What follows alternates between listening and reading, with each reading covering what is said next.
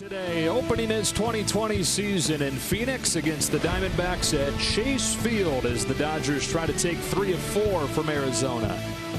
Welcome inside. Joe Davis, Or Hershiser, Alana Rizzo joins us in a moment. Clayton Kershaw looked so good during spring training 1.0. He was so excited coming into the season. A bummer that he gets shut down on opening day because of the back injury that he suffered in the weight room a couple days before.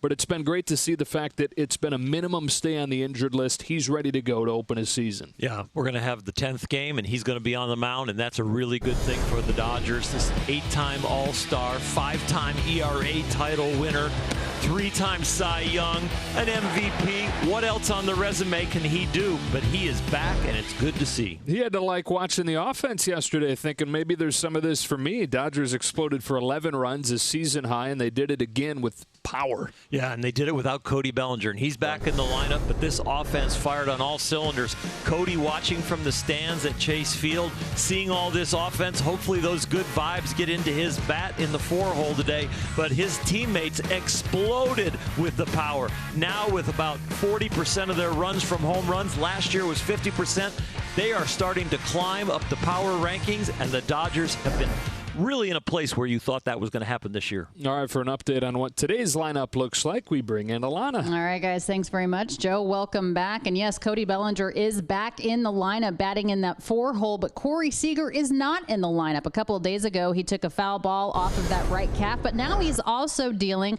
with a bit of cramping in his left quad, and this is what the Dodgers are missing without Seager in the lineup. You can see the average equal number of home runs as well as doubles. He's driven in 6, and he's also scored 8 times, which is not that surprising considering it seems like every at-bat he hits a double. So they're missing them today. He is not available today. He is day-to-day, guys.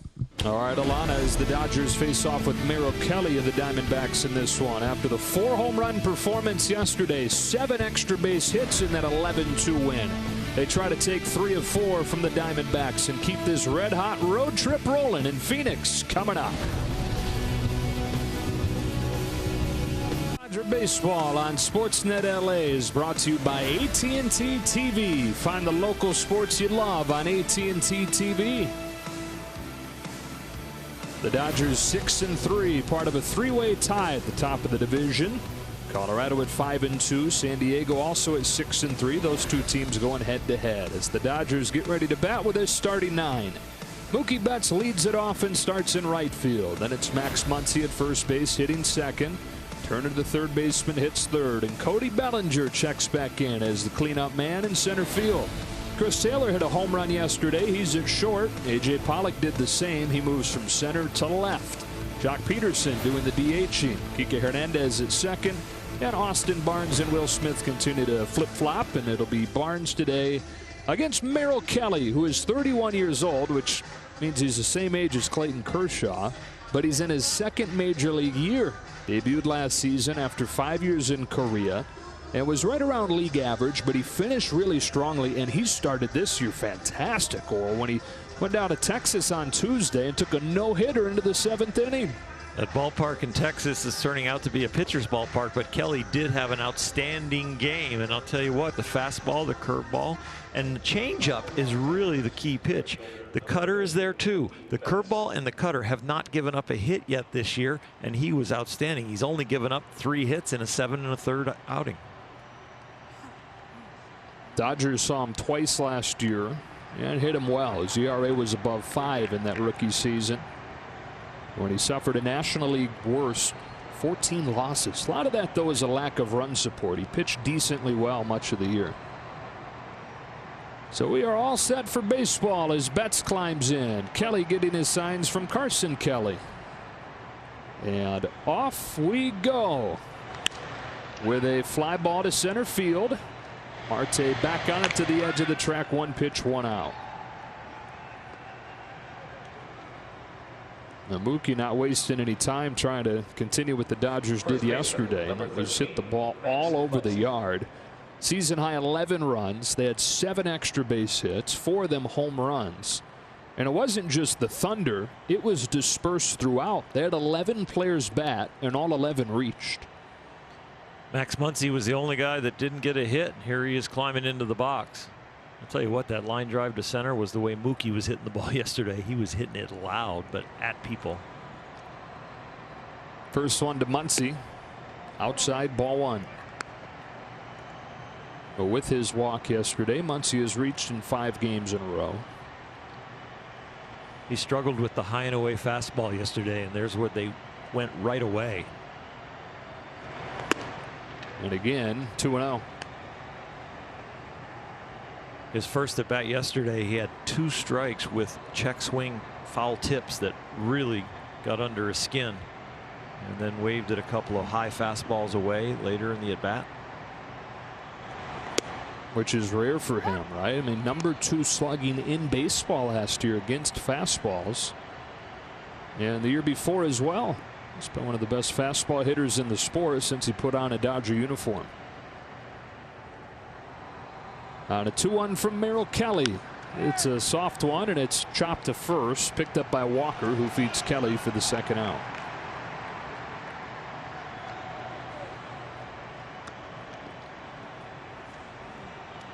Third baseman, number 10, Justin Turner. First inning, no score. Here comes Turner.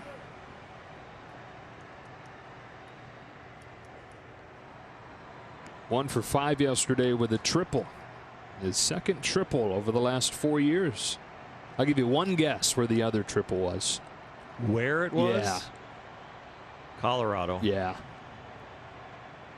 I wouldn't have put you on the spot if the answer wasn't such an easy one. Oh, thank you. I still paused like, oh, here we go. You're supposed to be like an attorney. Don't ask a question that you don't know what the witness is going to say. I knew my witness knew that one. 9 total triples in his career. On a 1-0 from Kelly. He pulls his hands in, takes ball 2. During the game after the triple, I was texting Courtney, his wife, and we were talking about his speed. Park like this and like Coors Field, you can make a lot of guys a little faster. More room, especially in Arizona. There are so many kind of nooks and crannies in the outfield and hard pipes and edges to the fence that can cause some chaos and have guys running wild. On a 2-1 pitch, Turner watches a fastball over the outside corner, 2-2. Got off to a fast start, then hit a kind of a skid. It was nice to get the hit yesterday, but his swing is starting to really get back in rhythm.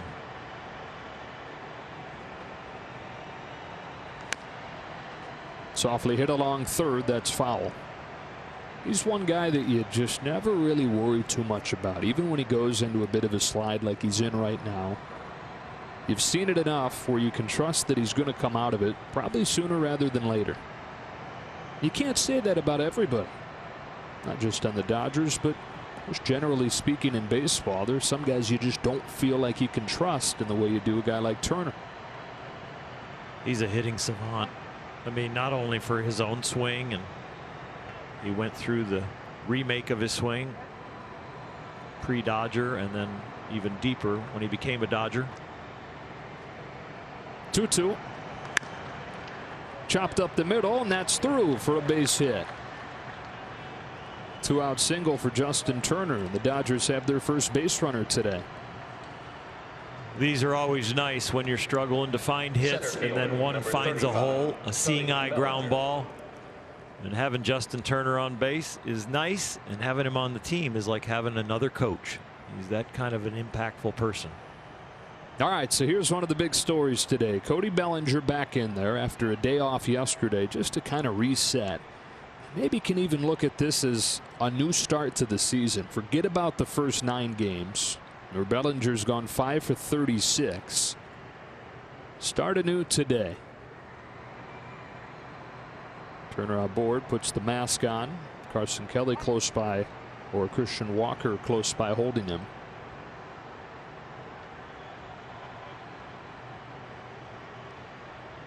First one to Bellinger is taken low, ball 1. He started him with a changeup. 1 for 1 right here, raises his average about 30 points. You're in a portion of the season that feels late, but it's still early as far as at bats and moving that average up. 1 ball, no strikes. Bellinger watches a fastball miss. 2-0.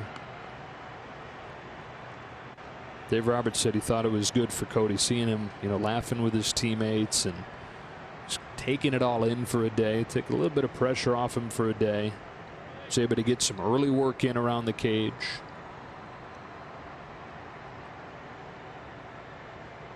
On a 2-0 pitch, he watches ball 3.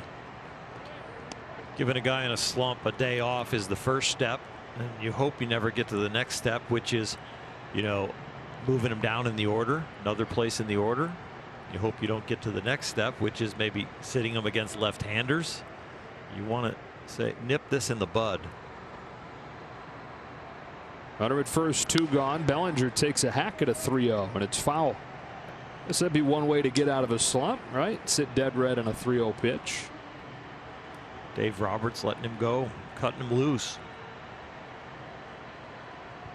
Trying to keep the inning alive for Chris Taylor. No score first inning. 3 balls, 1 strike on the reigning MVP. Kelly takes a glance at Turner, comes home with a 3-1. Bellinger watches it fade in there, strike 2. The changeup that Kelly is throwing, it kind of gets graded as a 2-seamer, but he learned it from Zach Greinke. He throws it as hard as he can. He uses Zach's grip, and it's a pitch that really is starting to come along for him. These 2 guys were together for the first half of last year before Greinke got traded to Houston. Power change. Turner will take off. There he goes. Here it comes, and Bellinger rips one down the line to right towards the corner and gone. And so an off day proves to work well for Cody Bellinger with a fresh start, his first home run of the season. Through 9 games last year, he had 6 home runs. He ended up with 47. That won the first of 2020, and what a nice move by Dave Roberts to give him an off day. Cody probably saying, I don't want it. He's like, son, you just need one. Go up there and sit in the stands and watch us score 11 with 11 hits. Then come back the next day and do this. Which he did 9 times against Arizona last year. There's a line drive of a home run down into the Dodger bullpen to make it 2-0 Dodgers.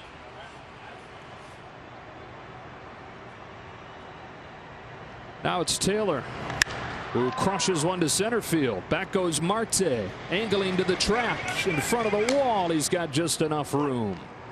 But Cody Bellinger, a sigh of relief for him as he launches his first home run of the year. It's 2-0 as the Diamondbacks come to bat for the first time.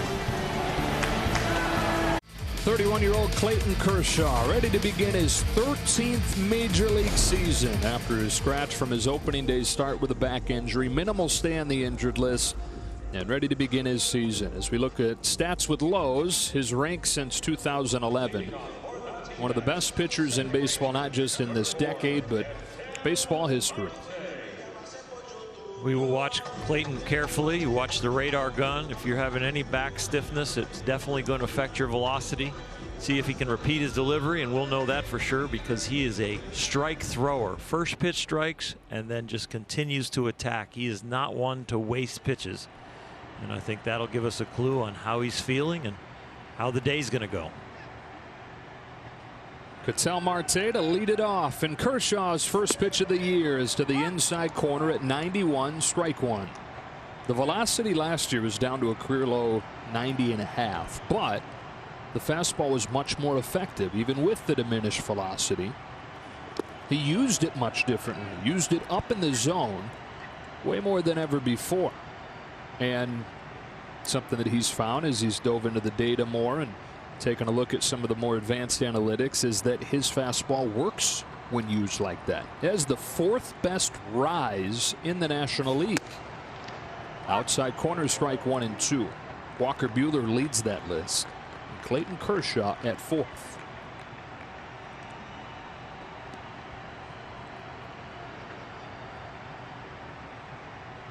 Coming inside with a 1-2 in the dirt, ball 2.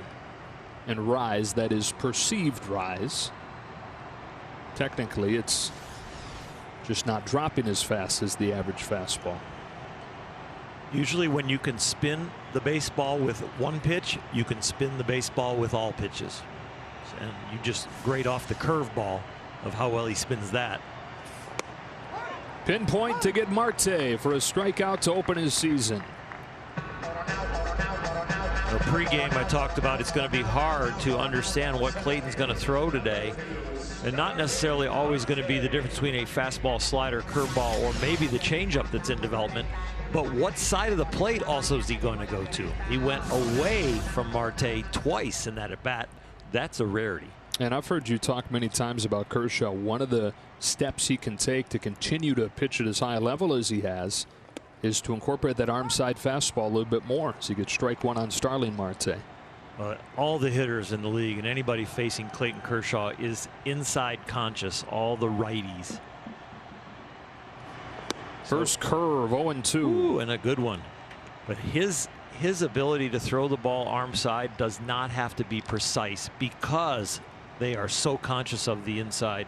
The outside corner for him is about the width of a catcher's glove. Wow, and he makes quick work of Marte, showing him a little bit of everything. Couple Ks to open his day. Here's his arch nemesis, though, Oral, Christian Walker, who is 5 of 11 with 4 home runs lifetime against Kershaw. Those 4 home runs in limited chances, tied for the most of any hitter against Clayton, with Arenado and Blackman, who he's seen a ton, and Adam Dunn, one of the only left-handers to do much damage against Kershaw in his career. Watching those lowlights, it looks like he needs to keep the ball down. 2 hanging sliders, the first and the fourth of the home runs, and then the 2 in the middle were center cut fastballs up.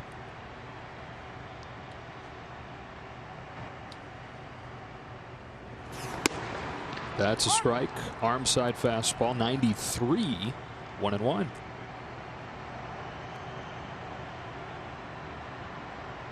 That's where Kershaw at times during the spring was living. Breaking ball is slapped foul, 1-2. After a really good offseason, came into spring, he said, feeling as close to fully healthy as he had in years, dealing with the shoulder and the back the last few seasons. He doesn't need the radar gun to know the ball's coming out of his hand really good. He looks great. Going up with a 1-2, and a fastball is fouled off.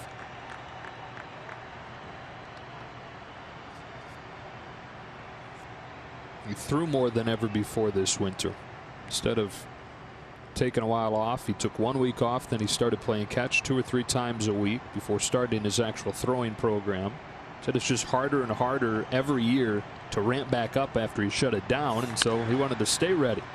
Soft bouncer, ranging to his left, Hernandez. Athletic throw to get Walker and finish off a 1-2-3 first for Kershaw.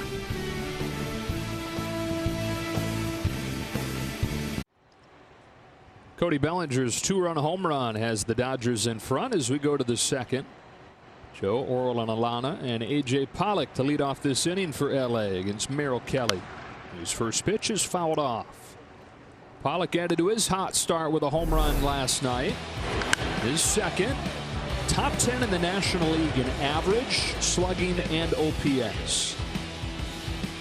Got a high breaking ball there, and he didn't miss it. He got a little out in front, but that gave him a little extra extension. On an 0-1 from Kelly. Pollock pulls his hands in and rolls one to third. That is Sotomaro Vargas with the start of the hot corner today to get Pollock.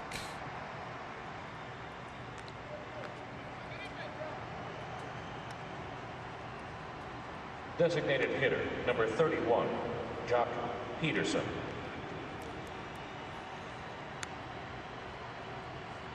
One away his second inning. Here's Jock Peterson. Jock 4 of 18 this season. In the series, 1 for 8. 5 strikeouts in those 8 at-bats. He's looking for that first home run like Cody Bellinger was in his at-bat. You've mentioned it before. Those are the 2 guys that led the team in homers last year. Yep, and then Muncy.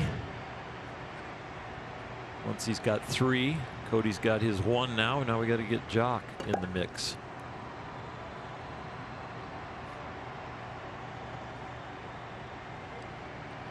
There's an 0-1.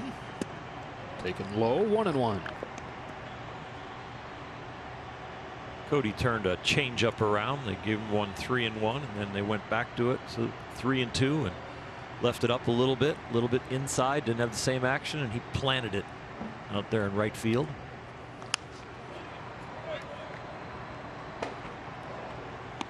Jock probably sees the most changeups of anybody on the team. Such a dead red approach until they threw him about 8 breaking balls in a row the other day.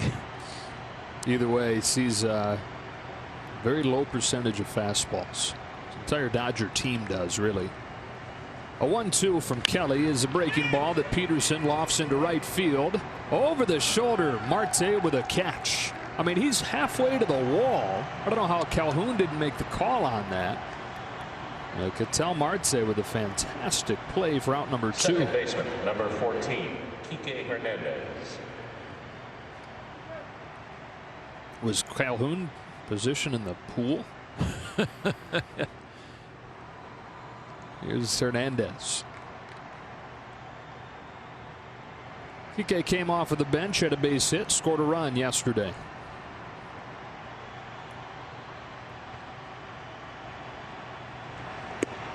You'd be happy to know that the base hit went to right field.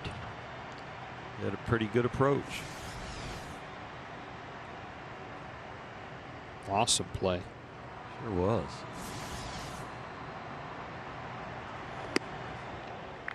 Ball and a strike on Hernandez.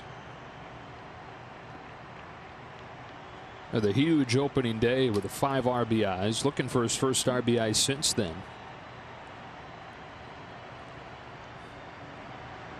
On a 1-1 from Kelly, he pokes it off the end of the bat to first. Christian Walker feeds Merrill Kelly and ends the inning. Dodgers down an order in the second, but they lead it 2-0.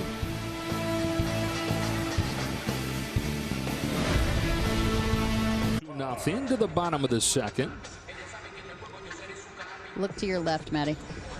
And Lana Rizzo, sounds like you're getting Matt Beatty set up to visit with us. We're trying to get Matt Beatty. He's got the headset on. He's good to go. He's moving into position. We got him. All right, Matt, thanks for taking the time to be with us. You were one of 4 guys that went yard yesterday.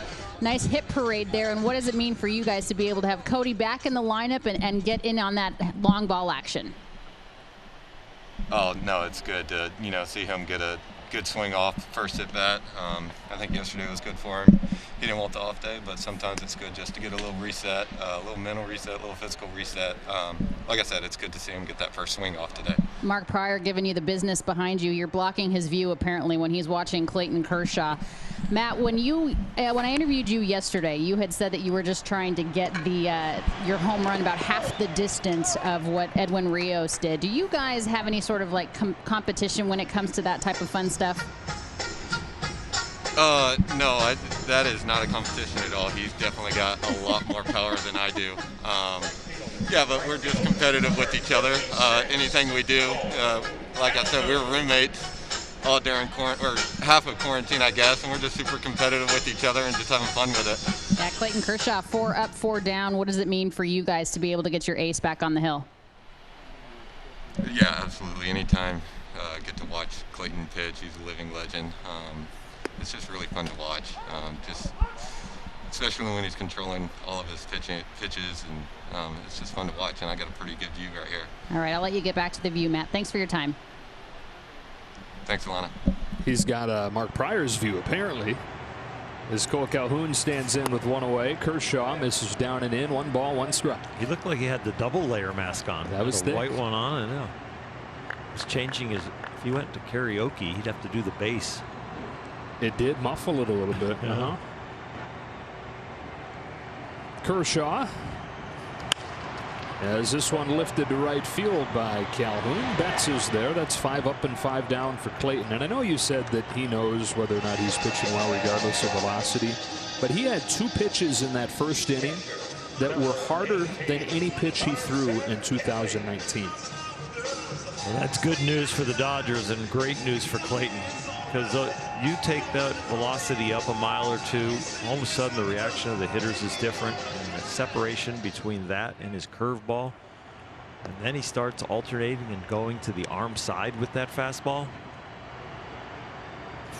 It'll be a very special year. Starts Kelly with that fastball to the outside corner, and getting some respect from Adrian Johnson, the home plate umpire so far, on that outside corner.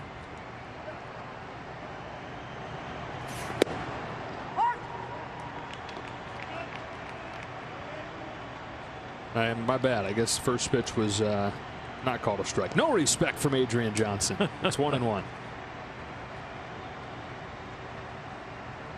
Here it comes. Kelly rolls it left side. Waited in short, Chris Taylor. Second start of the season for him there. And an 8-pitch second inning for Clayton Kershaw, who's retired the first 6 in order. Baseball on Sportsnet LA is brought to you by Jack in the Box. Order Jack's $5.99 Southwest Cheddar Cheeseburger Combo for delivery and make it a double for $1 more. And by Nissan. Take off in a new Nissan before summer ends. Don't miss the Nissan Bottom Line Sales Event. Back at Chase Field, where the Dodgers lead at 2-0 as we move along to the 3rd inning.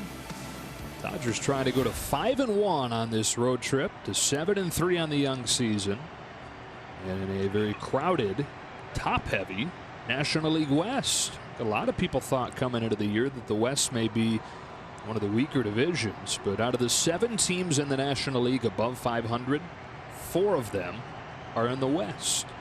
Here's Barnes to lead it off. Off speed, strike 1. That includes the San Francisco Giants, by the way. They're off to a 5-4 start, and they have 2 of the hottest hitters in baseball, just as you expected. Donovan Solano leading the majors in RBIs. Mike Yastrzemski leading the majors in on-base percentage, .583. It's like a high school on-base percentage. It's foul 1 and 2. It's too low for Little League, but it's about right for high school. Colorado and San Diego finishing up their series at Coors Field today. Then the Dodgers and Padres will get together tomorrow, setting up an important early season series.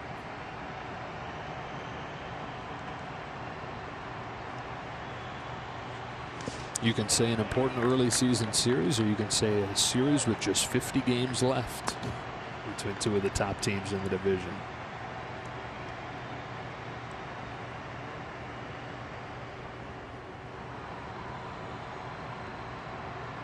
Betts and Muncy to follow Barnes here in the 3rd against Merrill Kelly, who whips it 2-2, and we'll do it again. Colorado's done it with the pitching, believe it or not. They've got the #1 starting pitching ERA in baseball.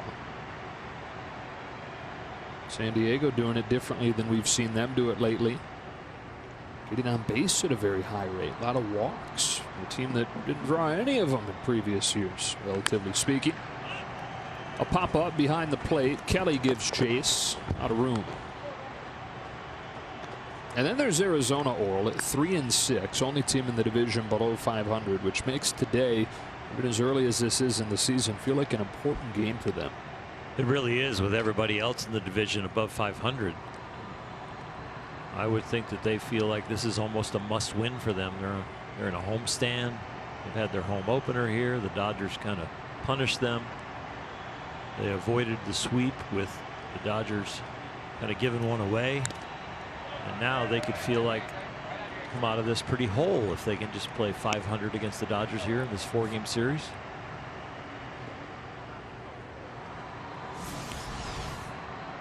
That change-up grip that he was taught from Zach Greinke, that good action. He's missing one of the key elements, though, a loud grunt. Yeah. Tails it back in there to get Barnes looking for his first punch out.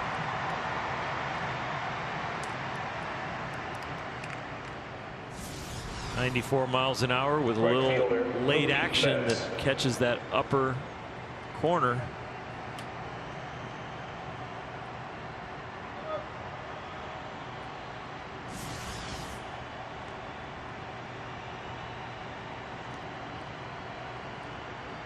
One gone, second time through the lineup. Here's Betts, who lined the first pitch of the game to center.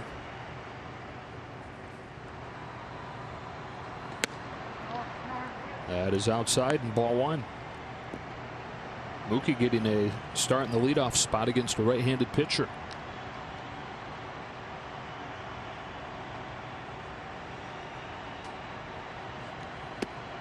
Ahead 2-0. Got the third best on-base percentage in baseball out of the last 2 seasons, behind just Trout and Yelich. And that is top of the priority list you're looking for out of this spot.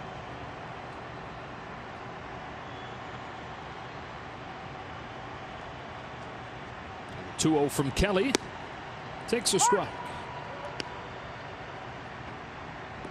Henry Chadwick, who is known as the father of baseball, writer, statistician back in the 1800s that came up with a scoring system. And a lot of the ideas we now accept as general baseball talk.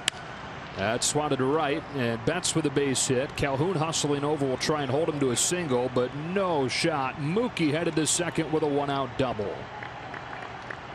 You don't let that ball squirt away too far. You know Betts is liable to take advantage. But anyways, Chadwick wrote way back in the 1870s about each spot in the lineup, what it should be, and it's obviously evolved over time. But Chadwick wrote, "Let the leadoff man always be the coolest hand of the 9."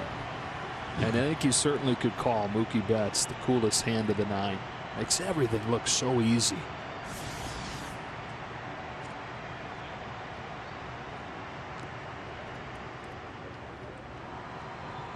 He's in scoring position with one away for Max Muncy.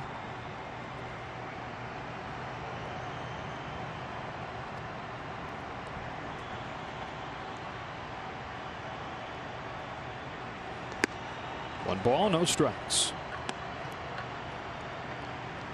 Kelly doesn't seem to have the command that he had in his last outing. 7 1/3 and only walked 1 and only gave up 3 hits. He had 7 Ks or so, and struggling a little bit with finding where he wants the ball to go. Got away with one there.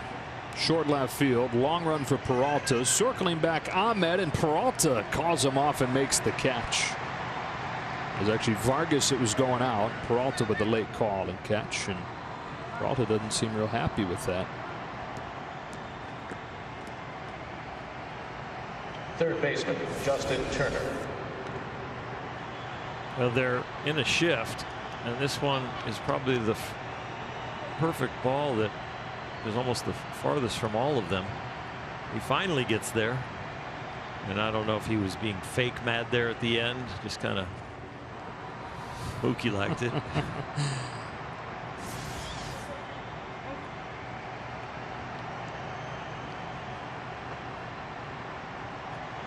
It's up to Turner with 2 gone, and a 2-0 game, 3rd inning.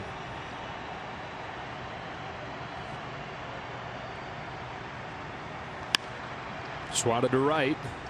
Right at Calhoun.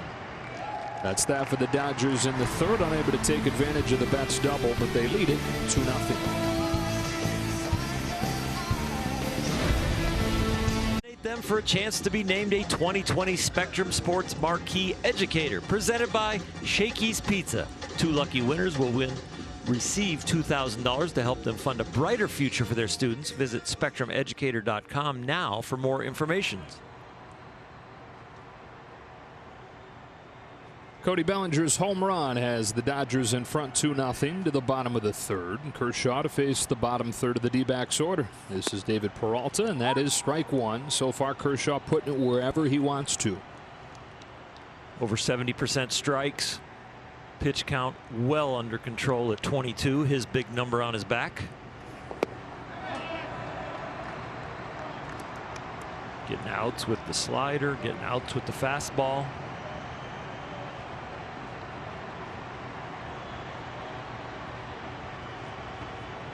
Here comes to the 1-1. A little bit in ball 2. Last year threw the fastball oral about 42% of the time. He's thrown it over 60% of the time through 2 innings today. couple mile-an-hour harder, a little more confidence. He won't like that one. Surprised we didn't get a little outburst out of him. Yeah, he's known to let those outbursts go. As soon as the ball leaves his hand, you can tell that he knows it's not a good one sometimes. That's a fastball cut on a miss, 3-2. That's huge that he can hang the slider and then come back with a 92-mile-an-hour fastball now. He doesn't have to default to something else that's breaking. He can challenge people with his fastball. Does it again. 93 again. He didn't touch 93 all year last year, and he's done it routinely over the first 2+. He is so in line right now. All his momentum is behind the baseball. There's no falling off the third base. He's got very good rhythm. Home with a payoff. Another foul. The other thing about these fastballs, like the one at 93, they were trying to go low and away, and he threw it to the inside corner, missed his spot. But you have so much a bigger pattern for misses when your velocity goes up. When you go up a mile, 2, 3, all of a sudden your miss pattern can be bigger, and it still can be effective pitch. Let's another payoff fly. The 8th pitch of the at bat gets Peralta swinging. A little slide piece. Speed him up with the fastball with 3 or 4 fastballs, and then go back to the slider that you hung earlier in the count, but this time you throw a good one. Not getting the ball to the glove side as much right now, but boy, he has great arm speed and great deception with that strength. 3 Ks already. He's retired each of the first 7, and here's the 8-hitter, Ildemaro Vargas. Glove set inside for the first pitch, strike 1. Pretty much at this point sitting 93.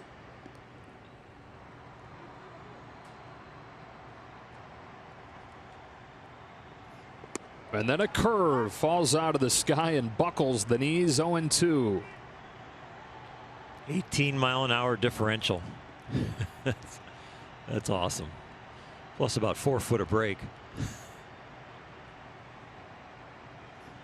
Another curve and just swats at it. Get that out of here. See another. Opponents hit 177 against his curveball last year. Pitch that was the one when he broke in. Found that it wasn't enough though. A couple years in, just fastball, curveball, not enough for him to go where he wanted to go. So added the slider, which he throws here, and it's fouled off. We'll do the 0-2 again. Key moment in his career when he added the slider to the equation.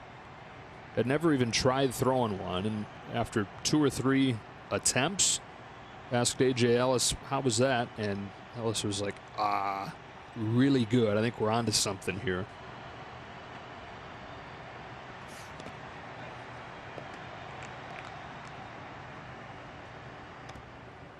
It's in a bullpen session at Wrigley Field.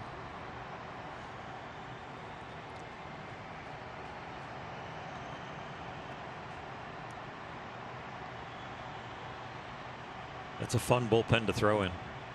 Right there on the field, makes you feel like you're right on the field, but you're still practicing. Compared to some of these caged in bullpens where you just feel like you're just in such a non-baseball environment in some of them. That's what they have now. Yeah. Wrigley. Down underneath. Right.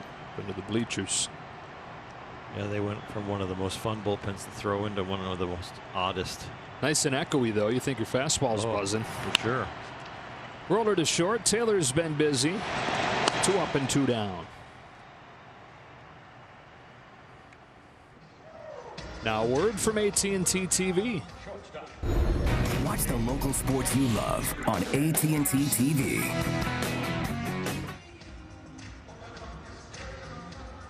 Two 2-0 game. Last to the 3rd. The Nick hitter Nick Ahmed comes up.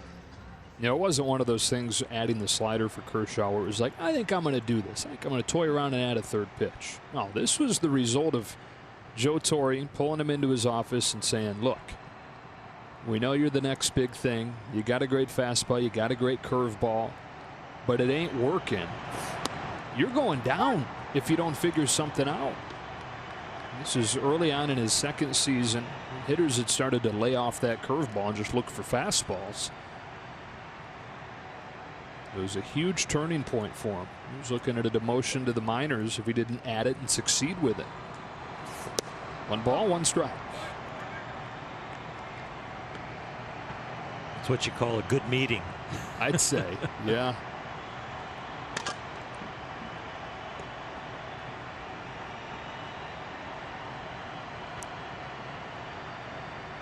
The 1-1 pitch. Ball 2 on Ahmed. And people have talked about Kershaw needing to add a change in recent years.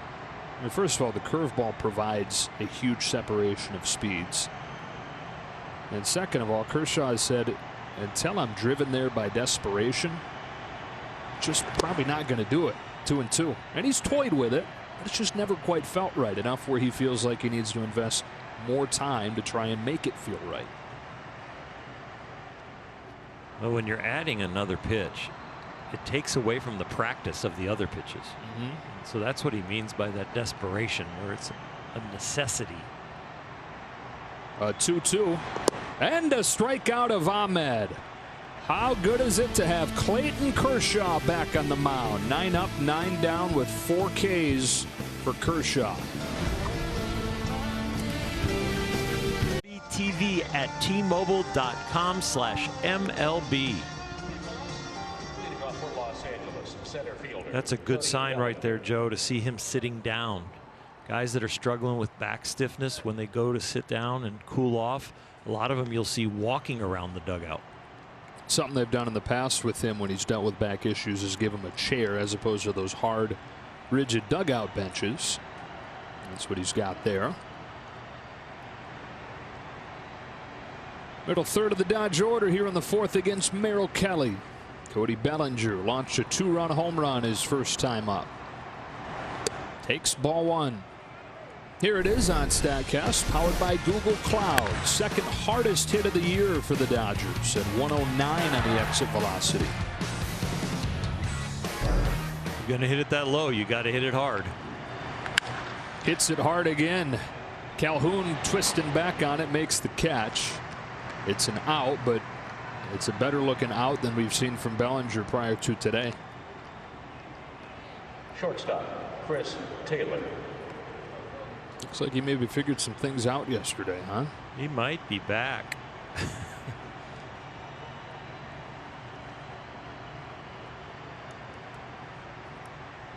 It's gotten pretty shaggy.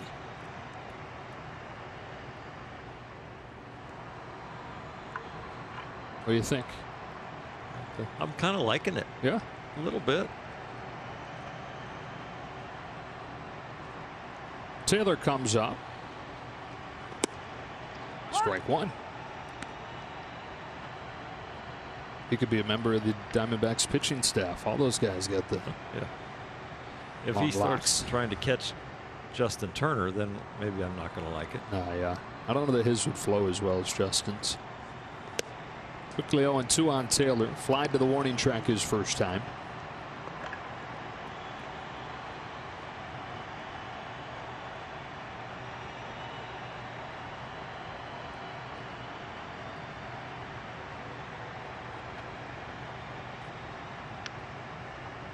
Kelly to Taylor, 0-2.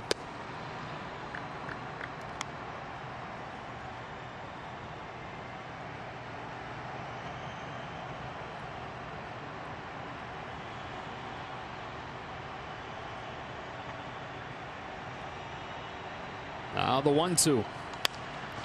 Off the end of the bat to short, and the Gold Glover Ahmed. 2 gone, and now word from Carl's Jr. The new Monster Angus Stick Burger at Carl's Jr. Feed your happy. To Merrill Kelly in his second major league season. Over from Korea, where he spent the last 4 years. He said before it was cool to play in Korea. Like I said, the spotlight this year with the startup before Major League Baseball. But Merrill went over there after starting his pro career in the minors with Tampa Bay. His first one to A.J. Pollock is a breaking ball for a strike. How rare is it for a guy to go from the minors, not able to make it in the majors, over to Korea, and then come back to the United States and straight to the bigs. There have been very few. He's the only. Really? Pollock muscles this one into shallow left field in front of Peralta for a 2-out single.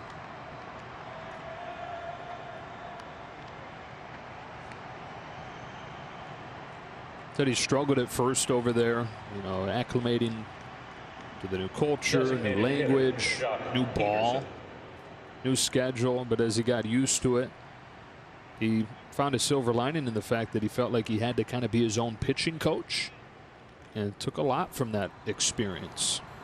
Came back over, signed a 2-year deal with Arizona. First thing he did when he got back was stop by Chipotle. That's what he missed most. Peterson with 2 gone. Kelly delivers. Jock swats one left side against the shift. He'll have an infield hit.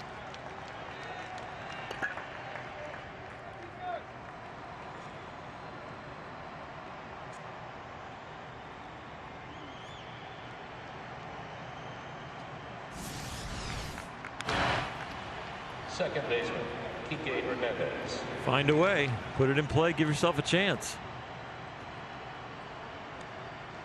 All that stumbling and bobbling is not the reason he got the hit. There was no way he was getting thrown out. Get some socially distanced high fives there. He's way back. Keep seeing it alive for Kike Hernandez. 2 on, 2 out here in the 4th inning. We mentioned Kike's first time up, but he drove in 5 on opening day, looking for his first one since. Got a chance here. You mentioned about Kelly going back and forth, only one, but that was from Korea, right? Yep. Because somebody has done it from Japan. Really? Now. Okay. Yeah. Colby Lewis, who I coached when I was Texas Ranger pitching coach, he ended up playing for the Rangers from 2002 to 4, then the Tigers in 06, Oakland A's in 07. Then he went to the Hiroshima Carp. Right, but I'm saying not reaching the majors, going overseas, minors. coming back immediately to the majors. Yeah. Fly to short right field, angling back Marte. He's under it to make the catch and end the inning. To the bottom of the 4th, the Dodgers in front 2-0, and Clayton Kershaw back to the mound. Only place to get all your baseball action: in-game video highlights, live pitch-by-pitch, breaking news, player updates, stat leaderboards, standings, and much more. Download the MLB app today, the #1 app for live baseball. To the 4th inning we go for Kershaw, who's retired each of the first 9 that he's faced, and now the Diamondbacks order comes up for the 2nd time. Even when they put it in play, it's weekly. 4 out of the 5 balls they've put in play have been hit weekly. They've gotten 1 fly ball and those 4 Ks. He is mowing them down. Ketel Marte took strike 3 called to open the game. He's over the top of slider here, strike 1. 7th swing and miss for Kershaw already. That's the 5th one with the slider.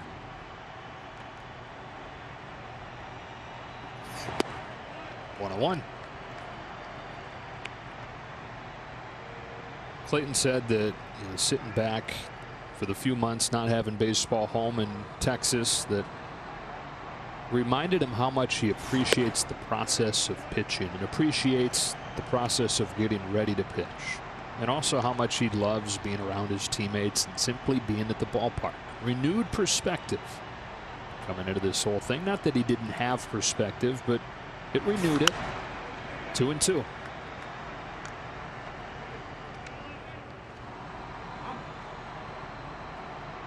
Perjuice gives guys a glimpse of what retirement could be like.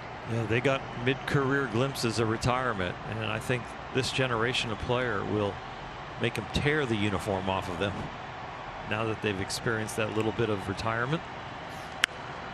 Little jam shot right up the middle. Man, he made one of the best hitters in the National League look awkward there. Muncy puts it away for the first out of the 4th. Center fielder, starting. He did a special at home with the Kershaws, and Ellen was on camera a couple times, and it was interesting because the word she chose was work when he said Daddy's in the workout room working. And I love that when the family is completely on board. It's not, oh, Daddy has to go work out. That's his work. Starling Marte. Little Charlie was in there doing push-ups with him. Working as well. Yeah. Had his own little barbell. Kershaw's welcomed in their third child in the offseason, Cooper Ellis. Callie came up with Cooper, and Ellis is for AJ.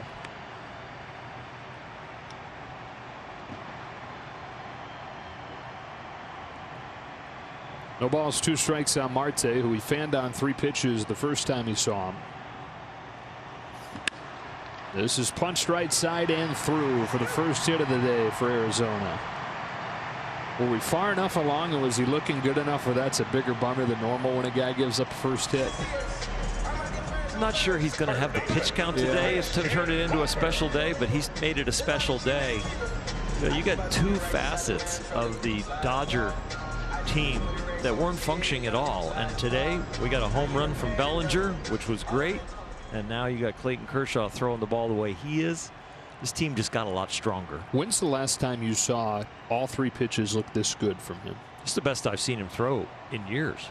I mean, I would say at least 2 years it's been. Walker representing the tying run, lines the ball into center field. That's back-to-back hits after 3 1/3 without a base runner. That was Clayton's Achilles heel.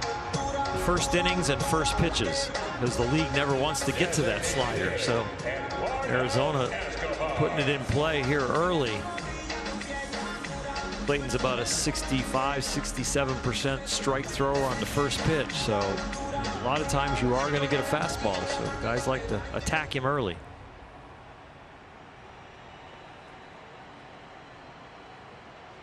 Two on, 1 out, and a 2-0 game in the 4th. Here's Escobar out of the cleanup spot. Grounded softly to short his first time. Kershaw starts him with a curveball for strike 1. Escobar, like a lot of good hitters, off to a miserably slow start. He's 5 of 35 now with 1 extra base hit. And you may say, well, is he that good of a hitter? Because he's not a huge name. The top 15 in baseball over the last 2 seasons in extra base hits and in RBIs. 0-2. He actually leads Cody Bellinger in the extra base hit category over the last 2 seasons.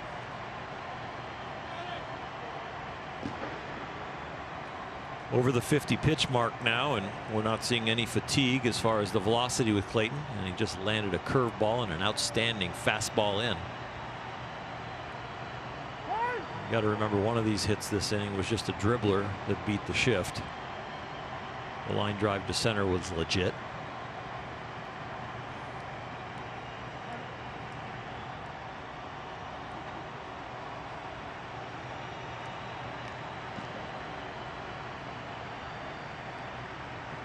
Home with an 0-2 and a ground ball up the middle. Hernandez on the left side of the bag grabs it and throws over to get him. Runners advance to second and third, 2 away. So is that a 4 at 6-3? Yeah, 4 at 6M -3. 6 middle. Sounds like a code for a light bulb or a battery or something. 4 at 6, you get kind of in your head. It's like at 6 is like over there, you know. Yeah. And the shortstop normally plays, so I got to put him up the middle too. Or you could go for it M6 and start sounding like a James Bond movie. Yeah, getting pretty complicated these days. You talked about Henry Chadwick, the guy that invented a lot of these things, rolling in his grave right now as we try to redo it. The game has asked for it, Henry. Second and third, 2 gone. Cole Calhoun can't lay off. Strike 1. Here's a spot where Kershaw was as good as anybody in baseball last year. Only Justin Verlander did a better job at stranding runners.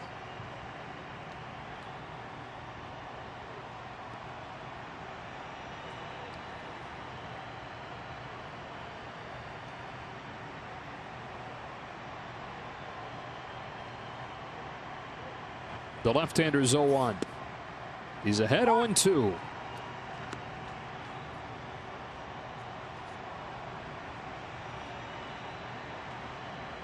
His command is immaculate this inning. It's ridiculous. Slider low and away, then that fastball in, using both sides of the plate. One more real good pitch, get out of the inning. 0-2. Calhoun with a good take, ball one.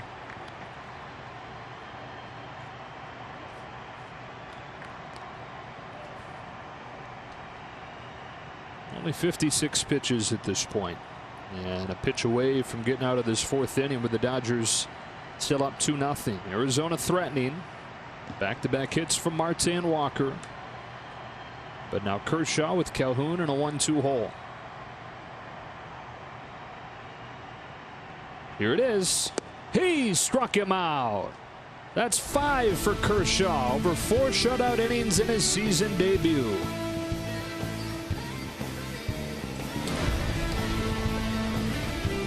Is brought to you by your Southern California Toyota dealer. Get great deals on a bold new Camry at Toyota's We Make It Easy sales event. And by Mercury Insurance, low rates, big discounts, great insurance. Dodgers haven't had a ton of success in this building over the last few years, even during the dominant run in the division, but a chance today to finish off taking 3 of 4 from Arizona. It's been all about that man so far. Clayton Kershaw, just 2 base runners over 4 shutout innings, and he's got 5 strikeouts. And regardless of the results, Oral, just seeing the stuff, it's got to have you feeling all warm and fuzzy inside.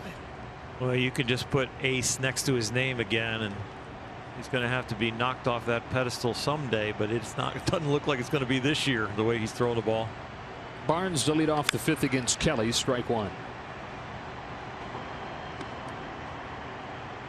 There is a, I'm sure you saw it, the Athletics surveyed a bunch of executives and scouts across baseball to see how many true aces there are in baseball right now.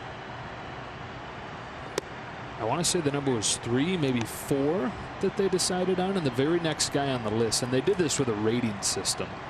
The very next guy on the list was Walker Buehler on the next tier, and Kershaw was in that same next tier. Scherzer, Verlander. Yeah, and Cole. Maybe there's one other. DeGrom. Yep, there you go. Those 4. Nice job, buddy. Thanks. Killing it. I'm sharper during these day games. Yeah. Not really. I hated day games when I pitched. Why? Just body clock never felt good. I had to feel like I needed to get up at like 6 in the morning to make it feel like at least it was a late afternoon game. Can you imagine trying to pitch during the day with your current schedule? Your noon alarm? No. Oh, honey, I got to go. Game's in an hour. I'm pitching. Exactly. Barnes starting the 5th for LA and taking strike 3. So 2 strikeouts for Kelly. It's been Barnes both times. One swinging, one looking. This is a high breaking ball. The other one was a high and away fastball. This time he touches the same corner with a different pitch. Austin's getting tired of seeing something over there in the high left.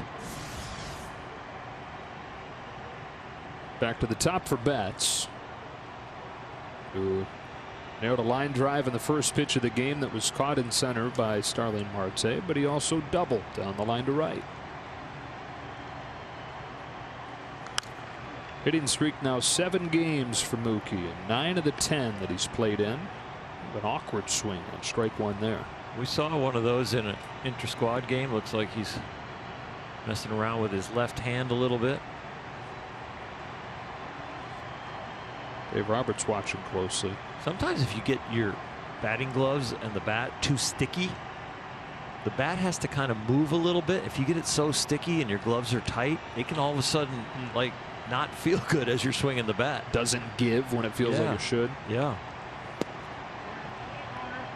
Oh, Kelly thought that should have been strike 2. Probably should have been. You see Mookie still moving those fingers around.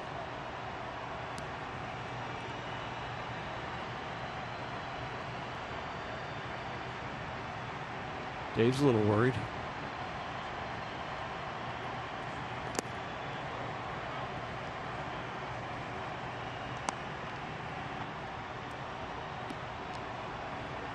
Mookie's expression rarely changes, so hard to read a ton from his face.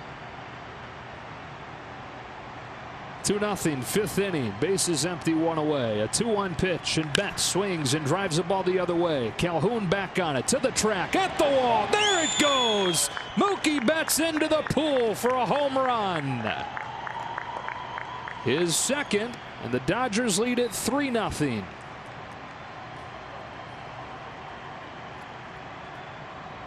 He is one fun player to watch. We're sitting here being a little worried about his left hand. Who knows how it felt on the swing, but I can tell you once he made contact, this solid contact.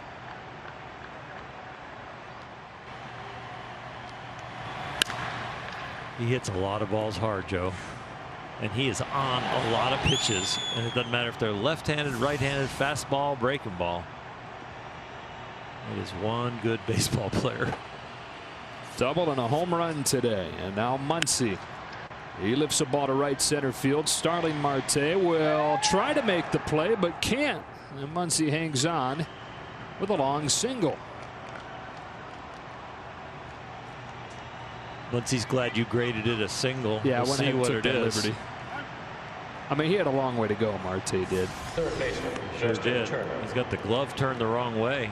I think there was some funny spin on that ball. He did not read the angle on that at all.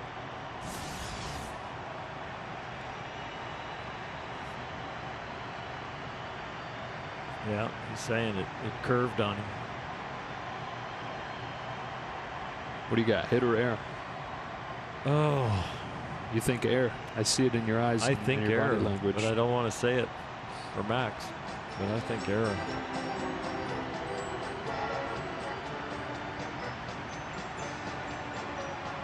That's a play a big league outfielder should make. That's, with the glove turned the wrong way. Starling Marte last year rated as one of the worst defensive center fielders in the majors. Biggest issue, though, is going back on balls, and so Arizona is playing him deeper than he was playing in Pittsburgh. Turner with a man on and one out, turns his shoulder on a strike. They're definitely playing him deeper. Mookie has hit some balls that would be over most center fielders' head in this series, and they have been back there near the warning track catching them.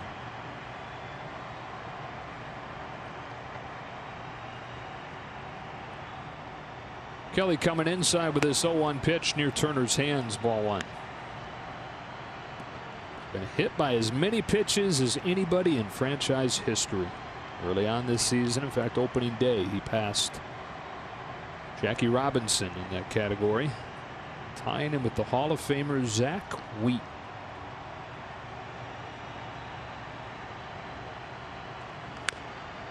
One and two.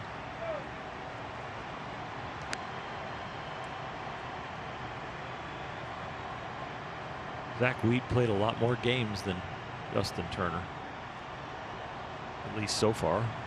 Yeah, 18 years in Brooklyn. Yep.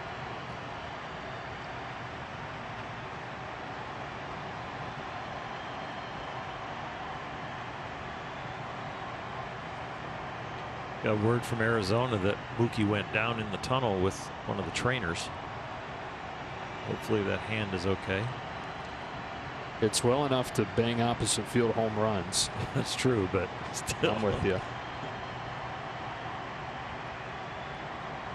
We did see Clayton Kershaw walking around the dugout, so trying to stay loose, trying to stay warm.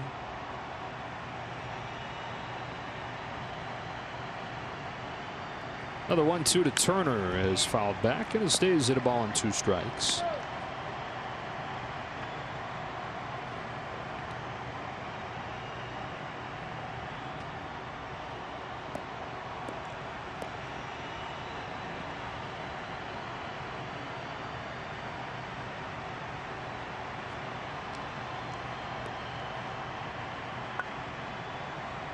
Homers from Bellinger and Betts today. Dodgers up 3-0, fifth inning. And Kelly to Turner with a 1-2. That's in the dirt, ball two.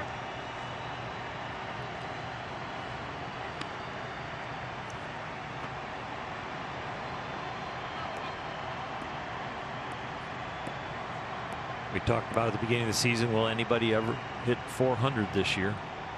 A.J. Pollock is the only one on the Dodgers. He is right on 400 right now. Can he maintain it? 50 games. Turner pulls it sharply into left for a base hit. Second hit of the day for JT. Would come into the game, one of his last 17. He's getting things going again, and they're at first and second with one away. Third hit of the inning because Max Muncy's ball has been graded a hit. Right. Center fielder Cody Bellinger. And now Bellinger, first home run of the year in the first, and then hit it just as hard in the third or in the fourth, but it was directly at Calhoun.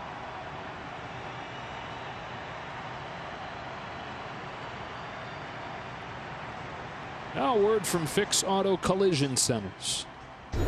At Fix Auto, every collision repair center is open, following all guidelines to keep you and your loved ones safe.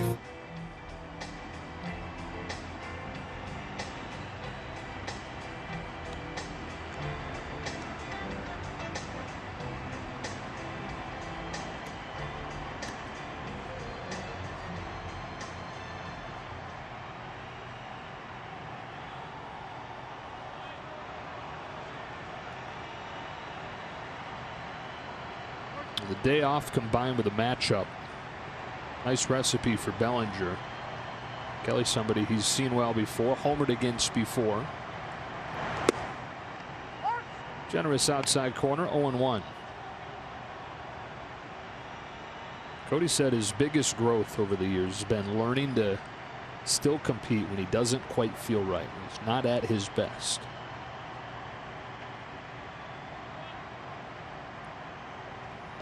This is especially in his second year, which was a down year compared to his rookie season and definitely compared to the MVP season, where he said he just had to adjust what he considered a successful AB. Sometimes, said, just putting the ball in play would be a success in that case. Stop trying to chase hits.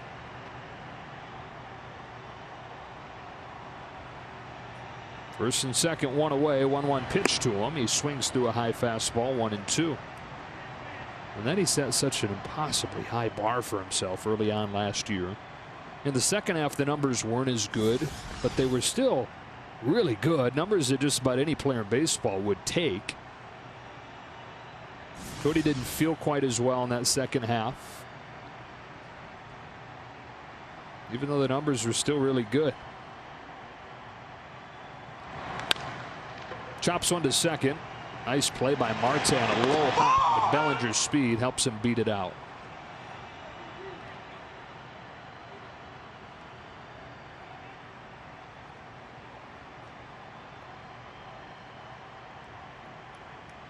Shortstop Chris Taylor. Fastball in, then a changeup. They get Cody to roll over it. He's a little frustrated with himself that he tried to pull that ball, probably. Maybe work a little bit more up the middle or to left field.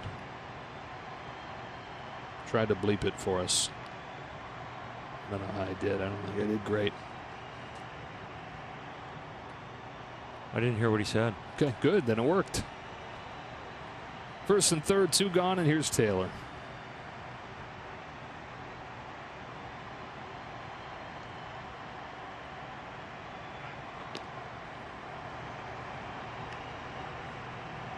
Mookie back in the dugout.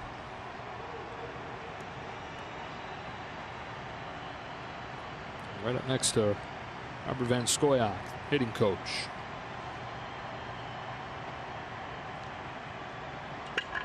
Excellent hitting doctor.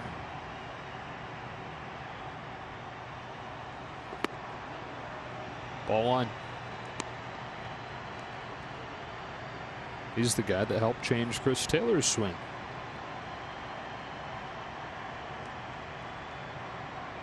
And JD Martinez. And the transitive property Mookie Betts. I think he'd have a lot to do with Cody Bellinger's year last year too.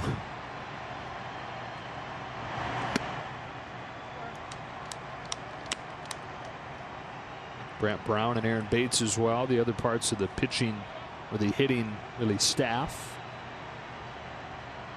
Kind of a reimagined way of looking at the hitting coach position, breaking it up between a few guys. See that binder? There's just so much more in terms of preparation to the job than there once was. Now both those guys, and as you can see there, RVS and Brown, they know how to take that data and translate it. Pages and pages and pages. And every hitter and every pitcher they'll face. Good count for Taylor. 2-0 is cut on and missed. 2-1. Certain guys want that whole book. Other guys don't want any of it. Just tell me what I need to do. You know, you handle the book. You learn from it. Pass along the cliff notes. And they tell you that's a big part of coaching, is knowing what each guy needs, how much they can take, how much they want. They don't get paid on the same scale, but they're more important than their agents. Than the players' agents? Yeah. 2-2. And the agents might get anywhere from 2 to 6% of the contract. They sign them for an appearance or something, they might get 10 to 30% of that.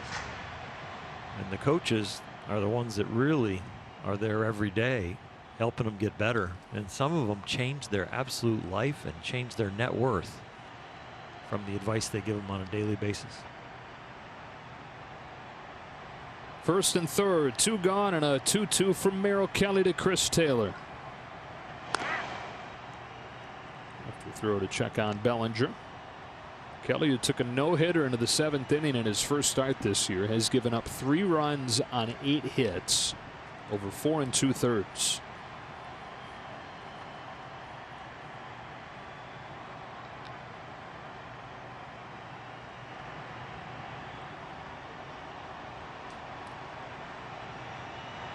Now the 2-2 comes back to get Taylor and end the inning.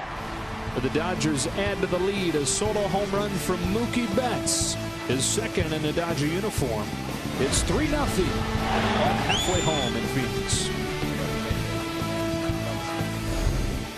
Right, Clayton Kershaw, 4 shutout innings, home runs from Cody Bellinger and Mookie Betts.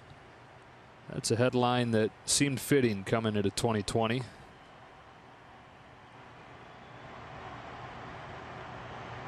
Six, 7, and 8 for Arizona. Carson Kelly to lead the inning off against Kershaw. So allowed just 2 base runners on back-to-back pitches, back-to-back singles last inning. Kelly, the Arizona catcher, grounded out to short his first time and takes strike 1.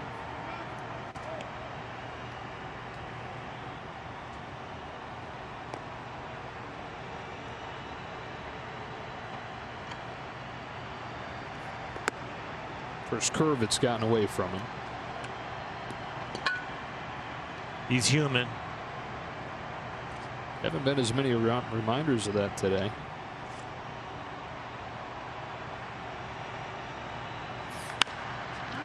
Bounce to short, straight away for Taylor, and the first out of the 5th. Now 4 1/3 innings for Clayton Kershaw of shutout baseball. A 2-run homer from Belly, and the Dodgers are 6-3 and haven't had them. Yeah.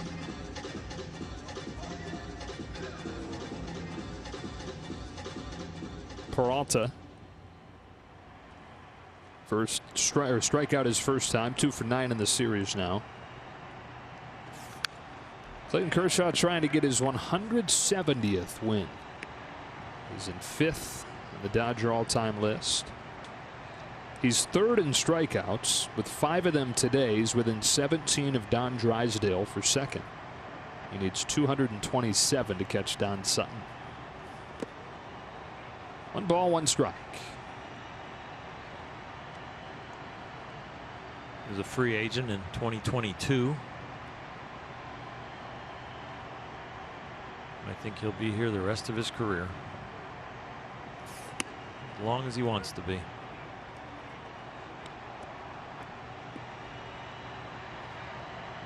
There were some nervous times, obviously, when he was nearing free agency last time, and Texas being publicly open about wanting to make a push for him to help open up the new ballpark.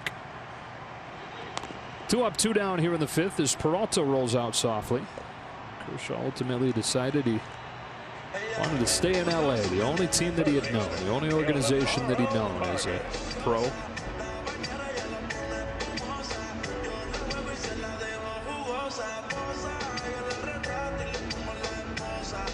Tomorrow Vargas with the bases empty, 2 gone, 5th inning. The Dodgers up 3-0.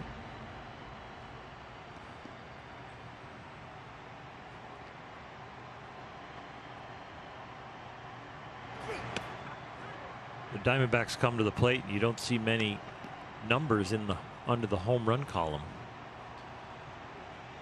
Dodgers have scored 74% of their runs in this series on the home run. 17 of 23 runs. Arizona does not hit many home runs at all so far this year. 2. Yeah. Dodgers have 2 in the first 4 innings, first 5 innings today. They have 6 in the last 2 games. Falls behind Vargas here 2-1. First 5 or 6 days they were a little under a home run per game. It's now 13 of them over the last 5 games. They're real close to their last year pace, and with Bellinger's home run and Mookie's home run, they might be right at last year's pace or slightly above it, which was right around 1.7 home runs per game.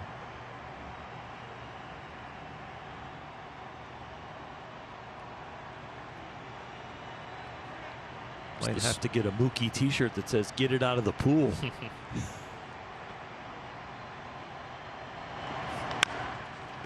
Big bounce to right side. Kershaw hustling to the bag. Muncy feeds him, not in time. Vargas beats it out for an infield single to keep this 5th inning alive. The defense aligned properly, but it makes it for a very difficult play for a pitcher to get over there. Clayton starts to kind of run exactly to the bag, but as he slows down, he doesn't get quite close enough to bag to get the reach. If those little chop steps would have been a little later, he probably would have been a little closer and he would have been out, but he started the chop steps to stabilize his eyes and to get ready to catch the ball from Muncy, and it left him a little short. First pitch to Nick Ahmed. It'll be the 70th of the day for Kershaw. Struck him out his first time. The D-backs shortstop 0 for 9 in this series. Strike 1.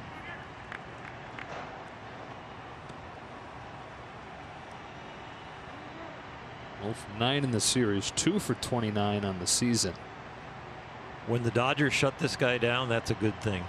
This guy hits the Dodgers very well.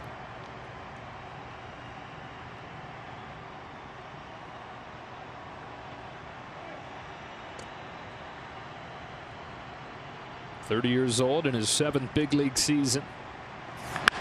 Yanks this one sharply, but foul, and it's 0-2. Last year was his best season. His first one where he was at least around league average offensively. And they signed him to a long-term extension. He had 1 year left on his deal, and Arizona approached him in October and said, look, we'd like to, before you even reach free agency, let's wrap this up for longer.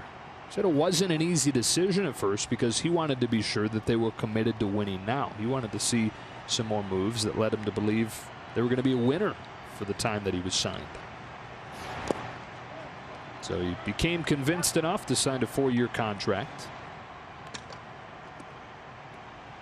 It's one of the advantages the Dodgers have is that when free agents or people are trying to extend people around the National League West, and players start asking that question, the player always in the back of their head says, I'm still going to be in the division with the Dodgers.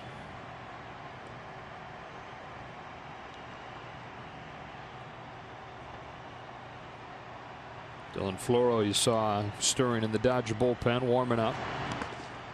Good block by Barnes. 2-2.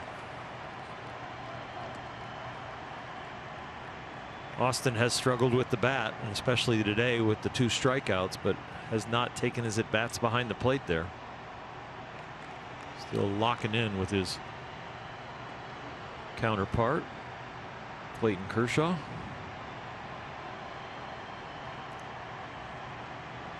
Dave and Mark talking over, how are we going to get Clayton through this inning? 73 pitches, 2 outs. That'll help. That will. To the bottom of the zone, strike 3. Ahmed doesn't like it. He's just the latest strikeout victim of Clayton Kershaw, who's got 6 over 5 shutout innings. Well, Clayton Kershaw in his 2020 season debut, a little bit delayed by the back injury prior to opening day, but he's been sharp as it gets. 5 innings, just 3 singles against him, and he's got 6 Ks without giving up a run. All 3 pitches working. Actually, the fastball, the arm side, was one of the better ones that we've seen. And we're not sure if he's coming back out or not. He has wrapped his arm in the dugout, and he's walking around like he still wants to be in there. Yeah, it doesn't look like a guy that's coming out. 1-0 on Pollock. Kelly ready to deal his 80th pitch. He threw 104 in his first start of the year. 2 balls, no strikes. AJ 1 for 2. So a boost in his team best average, close to 400 now. Or is it right at 400 now? Right on the button. Yeah, that's what you said. It's reminding me of last year when we were watching Cody and seeing how long he could stay above 400, and then when he got down to like 402, we're like, he needs a hit in this at bat. It's right about this part of the season in terms of percentage of the year played. You know. 2-1. AJ Pollock swings and misses. 2-2.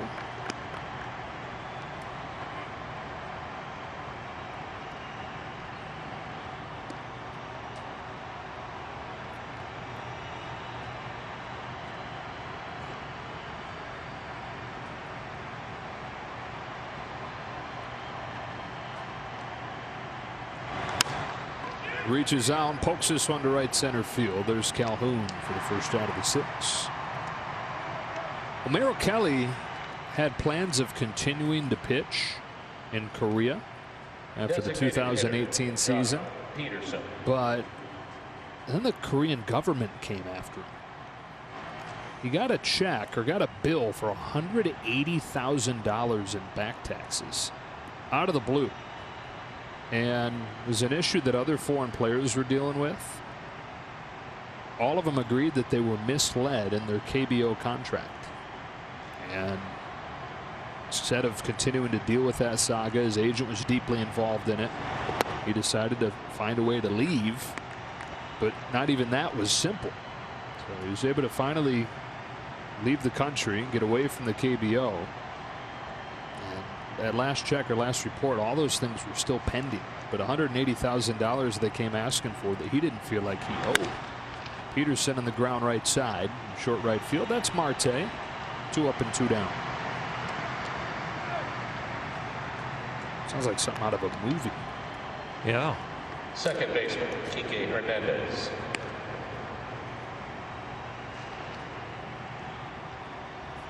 Turned out okay for him. Came over here and got a big league contract. 2 gone. Here's Hernandez as Kelly tries to get his first 1-2-3 inning since the 2nd.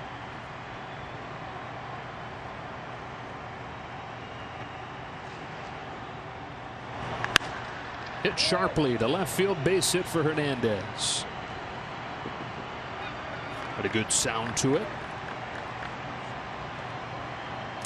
You would say that, you know, it's not good when Kike's pulling the ball, but this is an off-speed pitch, so his approach is up the middle or to right field, but then when it's this slow, you end up pulling it, and that's the plan. Take the fastball up the middle or to right field. If it's something off-speed, you still got enough swing to hit it like that.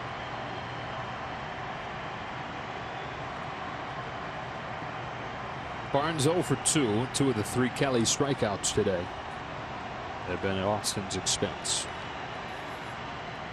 I would expect Austin to be swinging early in the count here. Get strikeout swinging, strikeout looking. Something that he can hit near the middle of the plate. I don't see him taking and taking any more inventory on Kelly's pitches. I think you'll want to attack, get something done before 2 strikes.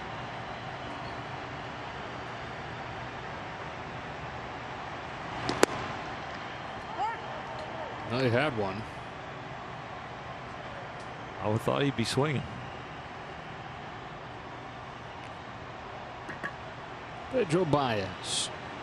I always thought that when I was pitching against an opponent that I had taken advantage of a couple at bats, and then I think about the 3rd one. It's like, okay, I think they're going to be aggressive.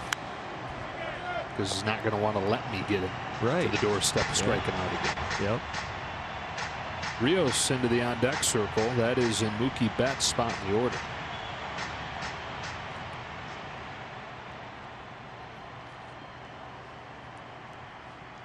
The eyes say they're smiling. Yeah. I was going to say, looks to be in good spirits there. We saw him, and he's even holding his left hand right now, kind of flexing his fingers and flexing his hand. And then he proceeded to hit an opposite field home run, but went down into the clubhouse with the training staff after the home run. And it appears is going to check out of this game. It's not wrapped with an ice bag on it, at least not now. 1-2 on Barnes.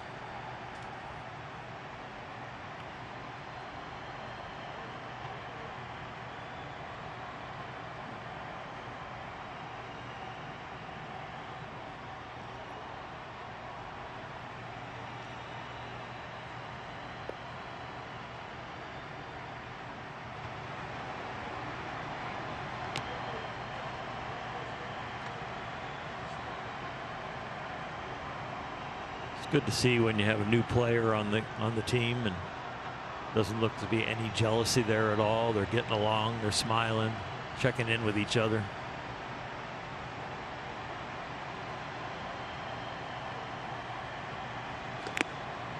Barnes down on strikes for the 3rd time today. We go to the bottom of the 6th.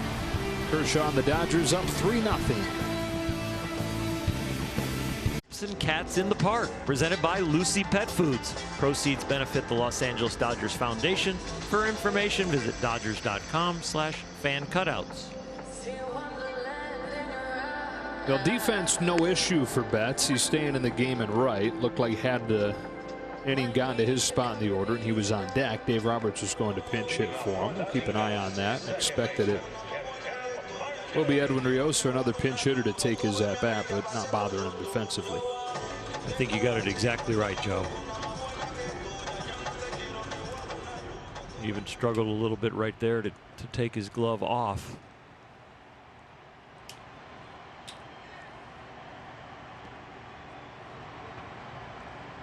Kershaw against the top of the order, 75th pitch. Strike 1 on Marte. Let's put a little bit of a damper on an otherwise really good day for the Dodgers through 5.5 innings. Got Bellinger and Betts that have both hit home runs. Clayton Kershaw has looked really good.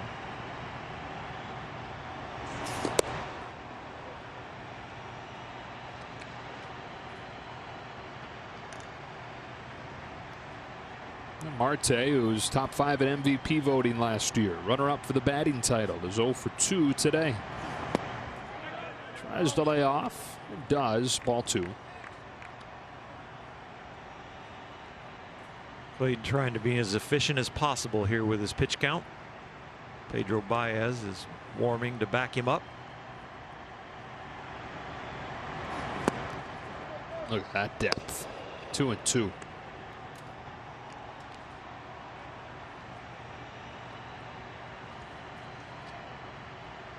Marte hit his helmet to his bat, and it sounded like it echoed throughout Chase Field. Probably did. Breaking ball slapped to short. Taylor throws Marte out.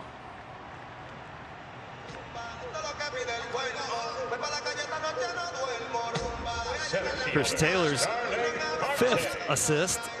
Clayton with that down and in breaking ball, and that curveball right there is having him roll over to short a lot. 5th assist, and with a bunch of assists also from the defensive position. He's hardly moved on those ground balls, Chris Taylor. That's true. Bases empty, one gone. The hitter is Starling Marte. Clayton Kershaw trying to do here in his first start of 2020 what he did in 26 of his 28 starts last year. That is complete 6 innings.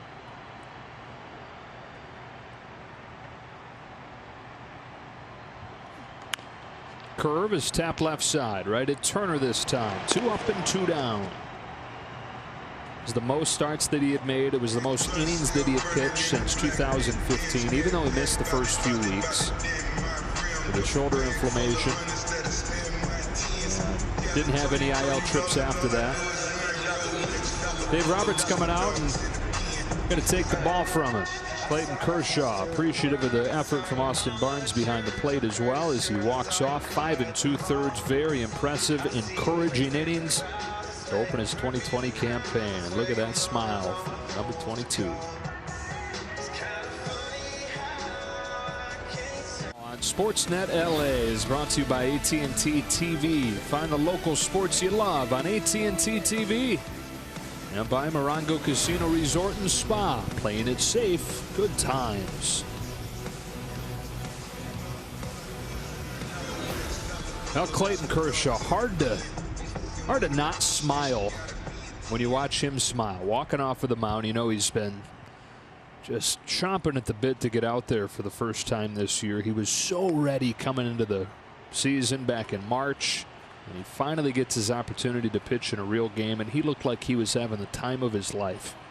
Even his face right there, the way he's talking about the outing and downloading it to Mark Pryor, you can tell he had fun. Baez to Christian Walker. Nice first pitch slider, strike 1. 5th game for PDB. Off to a good start. I mean, rarely do you see Kershaw, even after his very best starts, smiling. Exactly. The game face doesn't come off until I think probably after he showers. Watch it, scrubs it off. Yeah, exactly. 1-1. Takes some real deep cleansing facial scrub. Petey Baez got a save the other night. Kenley Jansen had been used 2 nights in a row. So Petey got an S. 2-1. Rick Honeycutt, longtime pitching coach, obviously, and Clayton Kershaw's only pitching coach before this season, said that Clayton has always had a great love for baseball, but sometimes his intensity masked that. In the last couple years, there are more and more instances where you can tell how much he loves it. This is walking off of the field. He's not even, I mean, let alone in the showers, not even off the field yet, and showing how much he loves being out there.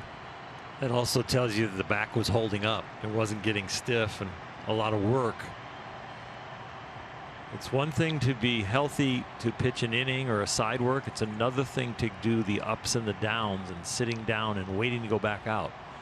That's when you know you're really healthy, when you can reheat it and it loosens up. Walker with a ground ball deep in the hole at short. Chris Taylor comes up with a nice play, and Muncy quietly lately has really been picking him nicely at first. Ball off, an awkward swing, and then he was flexing his hand and doing that throughout the at-bat. Is he okay? Is he okay? Oh, home run opposite field. Seemed like for a moment he was all right, but then he goes back down into the clubhouse with the training staff. Reemerges a few moments later and goes out and plays defensively, so it doesn't appear that it's given him any kind of a hard time on defense with the glove on, but Edwin Rios will pinch hit for him to open up this 7th.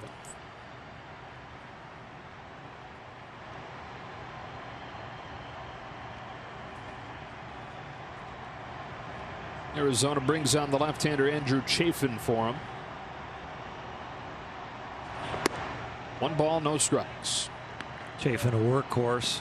229 games he's been in since 2017. That's #1 in Major League Baseball. Fastball slider. There's the slide piece at 83, and the fastball will be around 93. So this is a tough AB for Rios, but how about his start to the year? Another home run yesterday. Slices this one to the opposite field at Peralta. The first out of the 7th. Looking at you, though, you're impressed at that swing, even though it's an out. I was, because he was slightly out in front. And you see how far he hit it. Yeah. I mean, that's not very far from being another home run right down the left field line. He's hit a home run, Oral, once every 9.5 at-bats in his major league career right now. Just for context, the major league record is once every 10.5 at-bats. Mark McGwire. Now, granted, this is 60 or 70 at-bats in his career, but still, it has been quite a clip Edwin Rios has been on, from his call-up last year to his first opening day roster this year. 1-0 on Muncy. 3-0 game, 7th inning.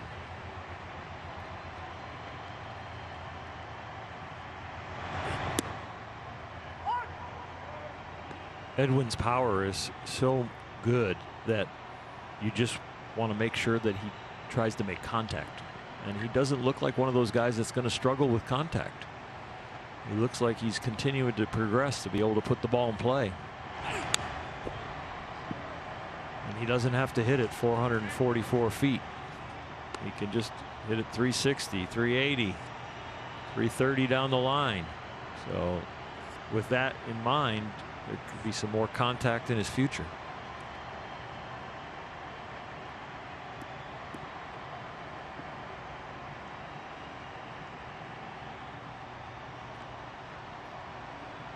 Chafin to Muncy with a 1-2. That's in the dirt. 2-2.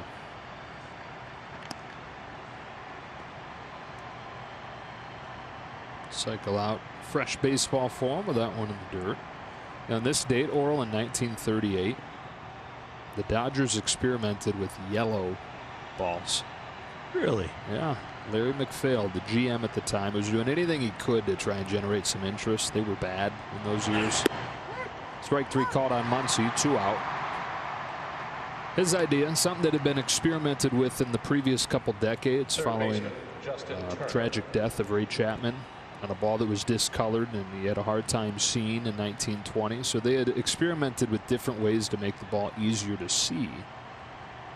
And he thought that the yellow ball would be worth giving a try. He thought that it would increase offense. Well, the problem was the dye, it started to like melt and then moisten the ball and deaden the ball. And so it wasn't nearly as live of a ball. It kind of had the opposite effect. Did it for a couple games and it went away. Turner with 2 out takes inside, ball 1. There have been a couple other instances through the years since then, but I mean, it was another 30 years or so, 40 years before you saw anybody toy around with using a colored ball then. The Astros did it a little bit when they first opened up the Astrodome, experimenting with balls that would be easier to see with the backdrop of the dome. All different colors. Charlie Finley's A's had some gold balls for a while.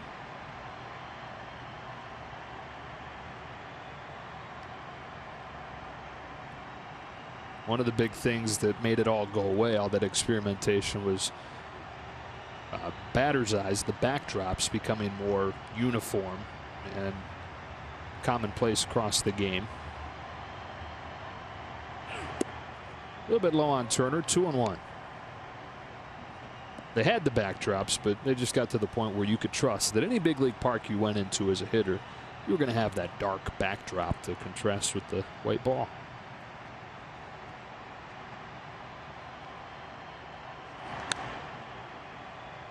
Two and 2. These balls this year are the whitest I've ever seen. I'm not sure they're getting rubbed up by the umpires the way they normally would, or the umpire attendant with the mud.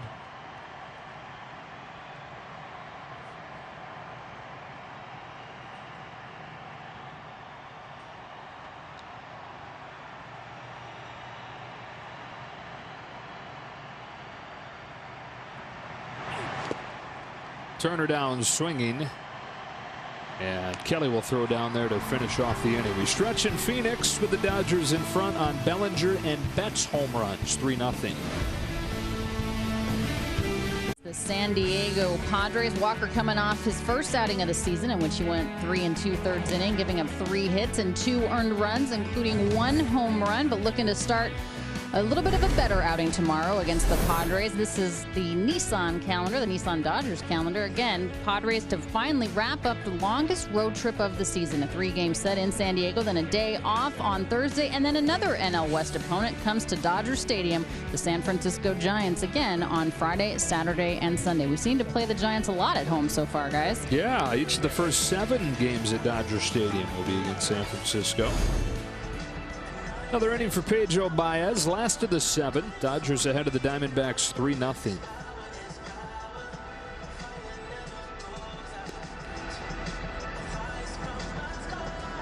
You can officially call Pedro Baez a pitcher, quote unquote. The way he is using his slider and his changeup now. He used to be pretty much just an outstanding thrower with great numbers and always got those high-end innings that were usually the middle of the order, but now this is the kind of guy that can go, if he had to, he could pitch 3 innings. He's got the stuff that nobody would be able to catch up to him. The pitch selection now, 3 different pitches.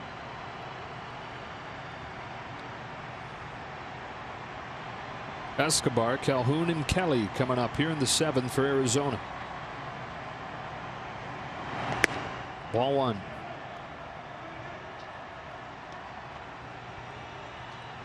Eduardo had a serious health scare this offseason. He's sitting at home in Venezuela. Started to feel dizzy. Fainted. When he woke up, he was in the hospital.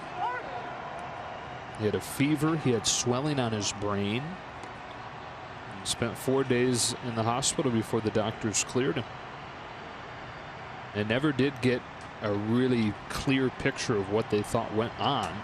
But he was good enough to leave, and that was that.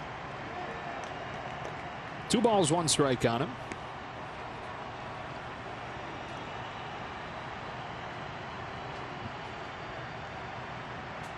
The 31-year-old out of Maracay, Venezuela.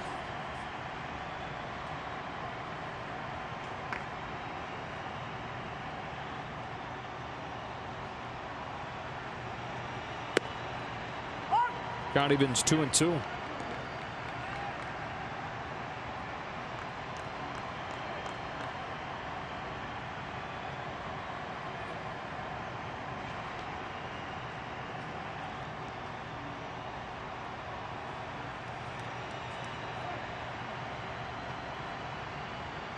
He chased up as much as any hitter in baseball last year. Not that far up, though.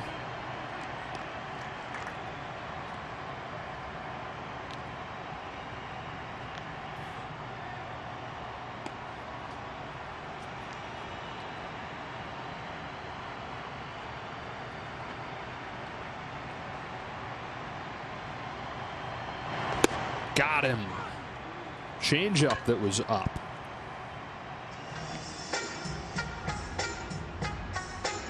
Not the location you want, but the change of speeds gets him. A little bit of tail on that ball. Good look at the grip as it comes off his middle finger, and he pronates as he moves through that ball.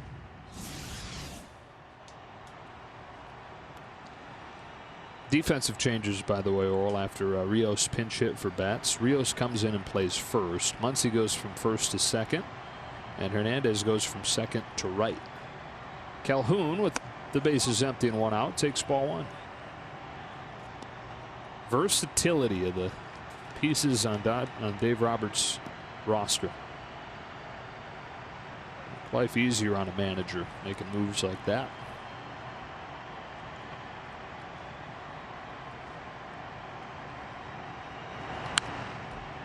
One-on-one. I remember when the priority of the topic of moving guys around like that, isn't that going to hurt their defense? It doesn't even come up now. When guys get moved around, they just get complimented on their versatility. He doesn't play there enough to play that position. Well, they work on it all the time, and they do play there enough.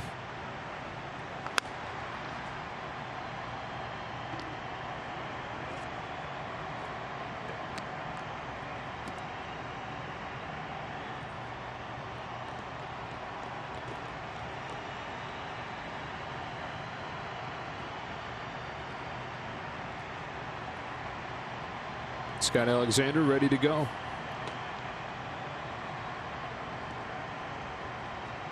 Righty lefty switch hitter after Calhoun. Here comes the 1-2 and taken high, 2-2 on Calhoun. Well, that pitch was 95. The changeup that Escobar struck out on was up and 87.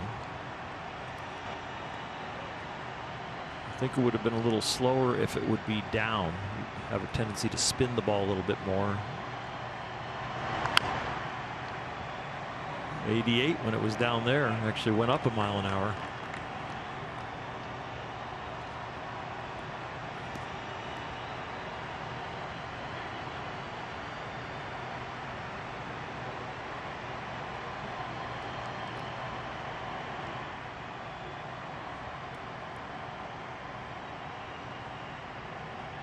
The old Angel, Cole Calhoun, Arizona native in his first year with the Diamondbacks, on 2-2 against Pedro Baez.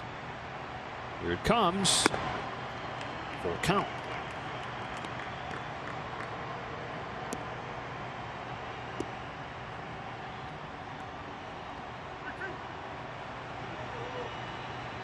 Carson Kelly due next.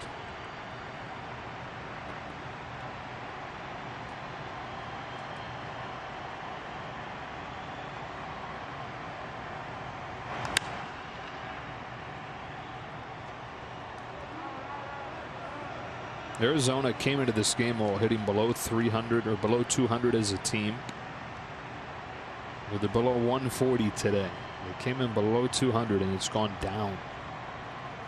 Dodgers have 18 extra base hits in this series. Diamondbacks have 18 extra base hits in this season. The staggering one for me is the 2 home runs. Yeah. From this lineup. Right, some dudes in this lineup. With this baseball and this ballpark now, the 4th game at home. 8th pitch of the AB. Calhoun lines a base hit into center. 1-out single for Cole Calhoun. And now word from Morongo. Morongo, playing it safe. The good times are back.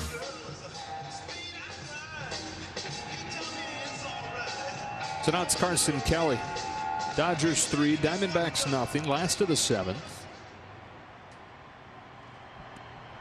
Former Cardinals farmhand was drafted as a 3rd baseman by St. Louis. Moved to catcher after a couple pro seasons and learned from one of the best, Yadier Molina.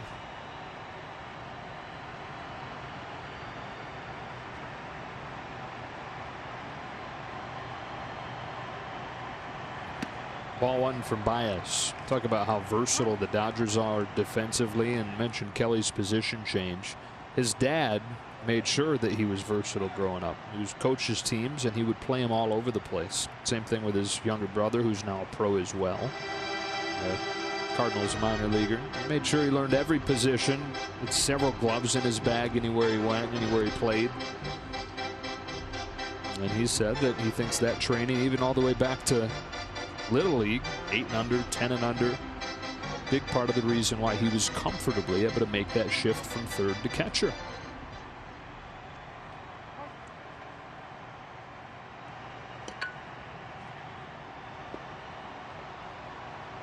He waits on this 1-0. 1-1.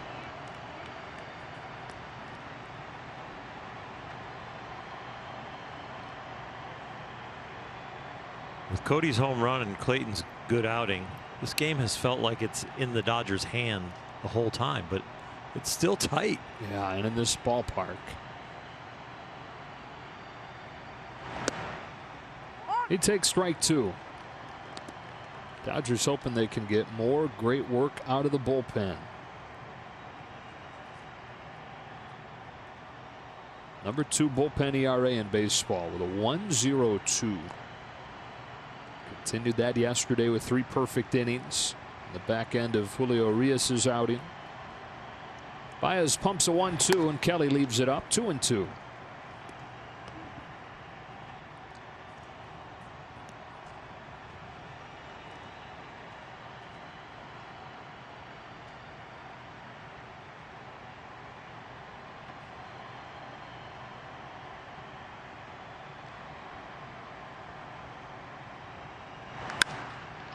Lifted to right center field. No big deal for Bellinger, and two gone. They hit the ball and it has a different sound. The Dodgers sound in this enclosed stadium, there's a more of a crack. They're definitely out hitting them as far as exit velocity. One of the only good things about nobody being in the stands, though, is how it amplifies the sound of the crack of the bat, the pop of the mitt. Yeah, that part's fun. It is. That's about it, though. When it comes to, I'd rather have the people back and have really good field mics. 100%. Dave Roberts leaves Baez in for the left-handed batting David Peralta. Again, Scott Alexander is ready to go, but Roberts sticking with Baez for an inning plus. 3-0 seventh inning. Here he comes with ball one. Strikeout and a ground out for Peralta today, who is 2 of 10 in the series. Below 200 on the year.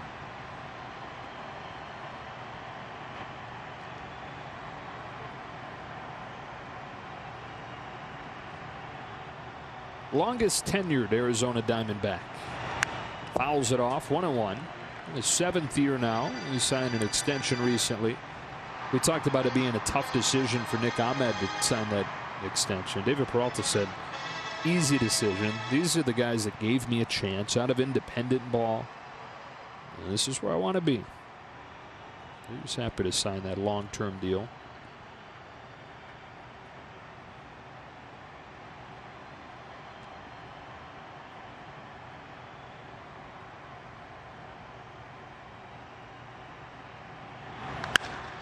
Ripped to right and caught by Hernandez. Through 7 innings in Phoenix, the Dodgers up 3-0, trying to take 3 of 4 from Arizona.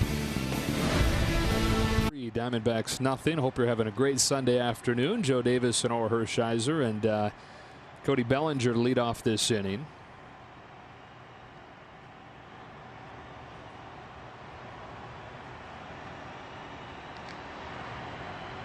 Andrew Chafin delivers ball one. Bellinger with his first home run of the season today. 2-run shot in the first inning. Dodgers got their 3rd run and a Mookie Betts solo shot. 2-0. It's time to see who beat the pressure. Brought to you by Coors Light. And those two guys combined, driving in all 3 runs today.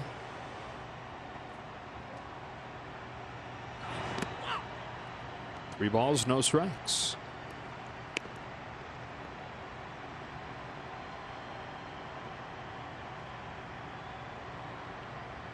Four, 5, and 6 in the Dodger order, looking for some tack-on runs. Give the bullpen a little bit more room. Still in a save situation here.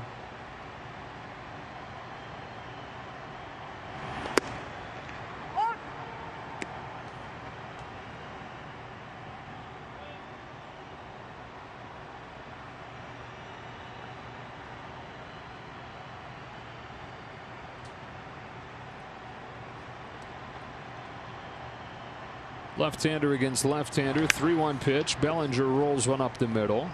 Ahmed shifted over there, throws him out.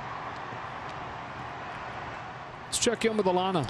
Joe, we got official word from the Dodgers that Mookie Betts did in fact leave today's game with a sore middle finger on his left hand. So as you guys mentioned, wasn't really affecting him defensively, but that's why he wasn't swinging the bat. Sore middle finger on his left hand. Okay, Alana, and we'll of course get more detail on that injury as this game ends and move forward on this road trip. Torey Lovullo comes out. He's going to take Andrew Chafin out of the game as the left-hander does his job against Bellinger. Stephon Clayton will come in for Arizona. Dodger Baseball on Sportsnet LA is brought to you by the SoCal BMW Centers. BMW, the ultimate driving machine. And by Carl's Jr., the new Monster Angus Thick Burger from Carl's Jr. The only way to stop it is to eat it. Dodgers 3, Diamondbacks nothing. 8th inning in Phoenix. And here's Stephon Clayton who is the youngest pro athlete in world history. Oh, yeah. He was born on a leap day. He's 7. Here's Chris Taylor. Bases empty, 1 out. Strike 1.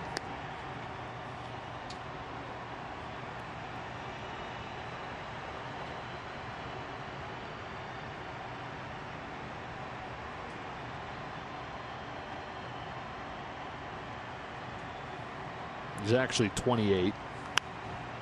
He's ahead of Taylor 0-2. In dog years. What is it, times 7? I don't know what the equation. Dog guy like you don't know the. I've heard it's times 7. Booth boss is going to look it up. It's 7. We got a thumbs up from Rick Krajewski. It's a chase from Taylor. Kelly will throw him out 2 away. I wonder if they have the same conversion thing that they have with like ounces and milliliters on Google. You know, you can hop on there and type in 1.5 ounces is how many milliliters, and we'll spit it out. 3 years for a human is how many years for a dog. Yeah. Pollock with the bases empty and 2 out. If you know your 7s table, you'll be fine. I'm pretty good at that one. So you got it. Yeah.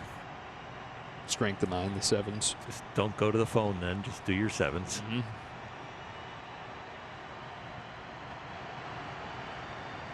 AJ 1 for 3 this afternoon. Takes ball 1.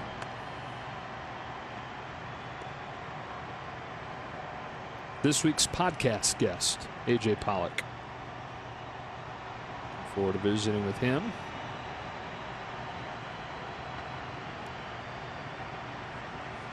Anytime you talk about our podcast, I want you to break into the way we do the Open. So coming up on this episode of Off Air with Joe and Oral, we've got AJ Pollock. There you go. Yeah. Hit it, Frankie.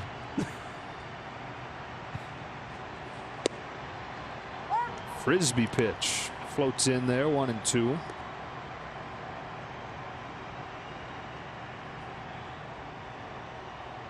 The old Horned Frog, Stephon Clayton, played at TCU.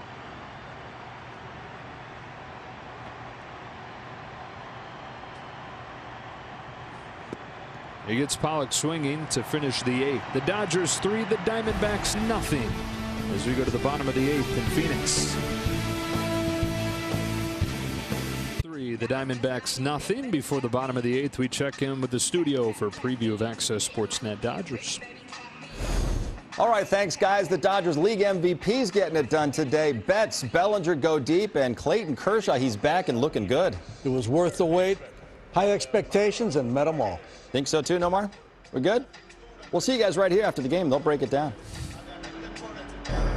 Scott Alexander comes in for his 3rd appearance of the season.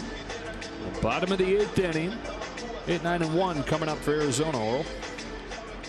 Scott has been very good, and this whole Dodger bullpen has been amazing. Sinker, breaking ball from Scott.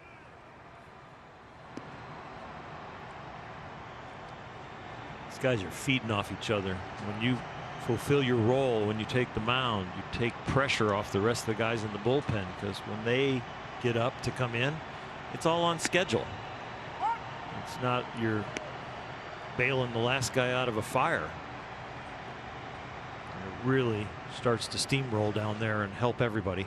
You know what it seems like it's all begun with is simply they're all coming in throwing strikes.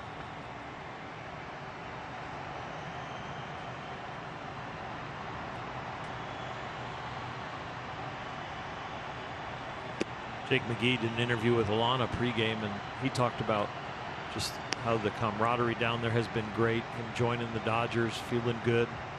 He also said one thing that it didn't surprise me, but I had forgotten about it, why the lefties are doing so well, because there's so many lefties down there. So he's getting ample rest in between outings, like Scott is, like Caleb Ferguson.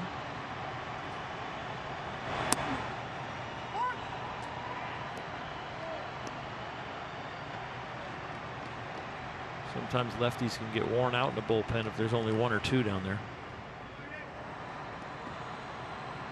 Dylan Floro, Kenley Jansen.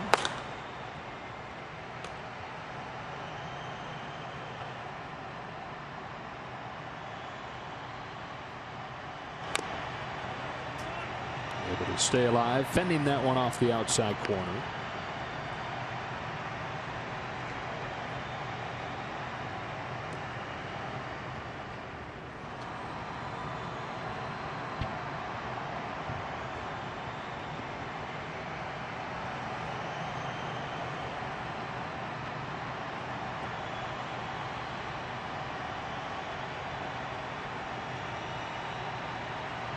By the way, I'm being told by social media that not every dog year is created equal.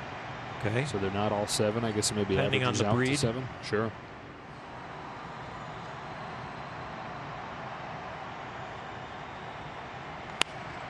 That's down the line foul, or just the year, depending on the year. They may age more, certain stages. I don't know. I don't know, man. Don't look at me like that. Just not with you on that one. I'm not really. I'm just don't shoot the messenger. I don't know about this being on social media during the game. Don't look at me like that. I posted a picture of our view from the booth here. 2-2, which is a whole bunch of back of the cutouts, but the back of the cutouts are solid white.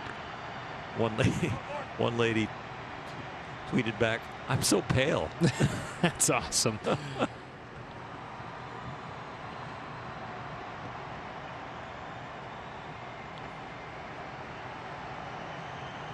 Dodgers 3, D-backs nothing. Last of the 8, 2-2, and he waves and misses, strike 3. Alexander strikes out Vargas for the first out of the 8. Shortstop, pitch, Ahmed.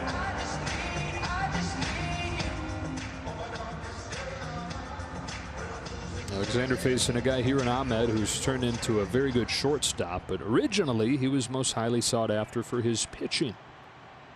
Highly recruited out of high school as a pitcher, but he didn't want to do that. He wanted a shot at playing shortstop. The only program that wanted to give him a chance to do that was UConn. It's outside in ball 1, so he went there. Some really good teams there. Played there with George Springer. And caught their attention at a summer camp when he was a high school kid.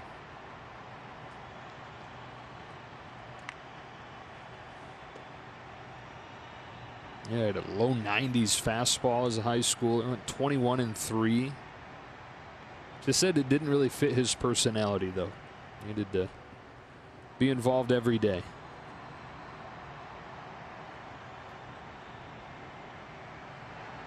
Waits on a 1-0 pitch. It's 1-1.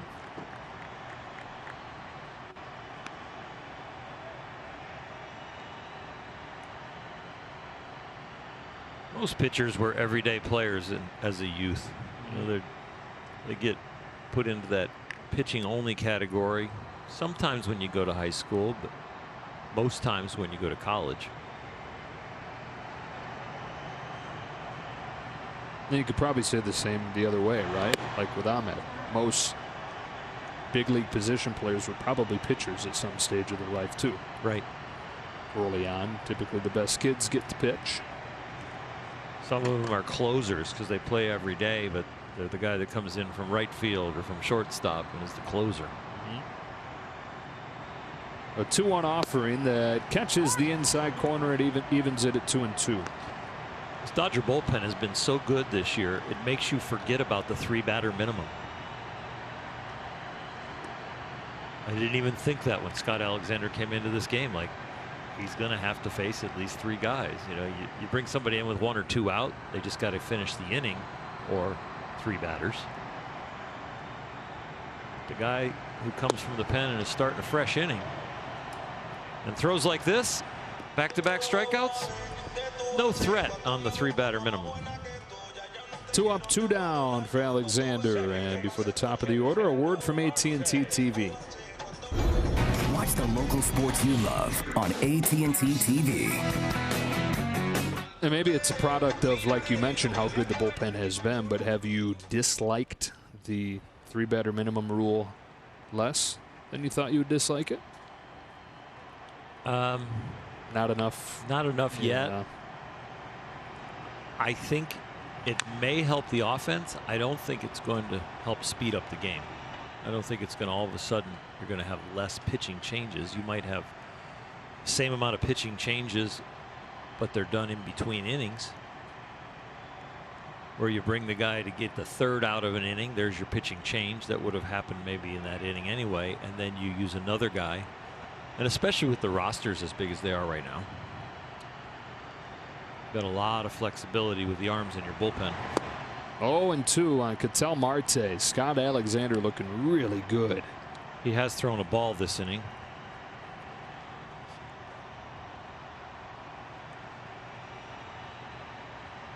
You're saying he's looking like immaculate? Yeah, I didn't want him to have an immaculate inning, and I overlook it. Here's his 0-2.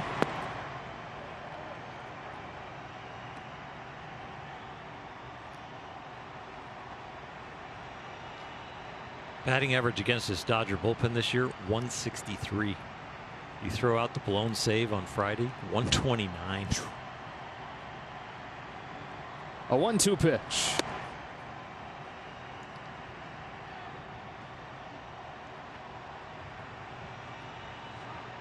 Dave Roberts kept on beating that drum through spring training and during summer camp. Hey, I know people want to poke holes and say that the bullpen is the weakness, but I think it's got a chance to be the strength.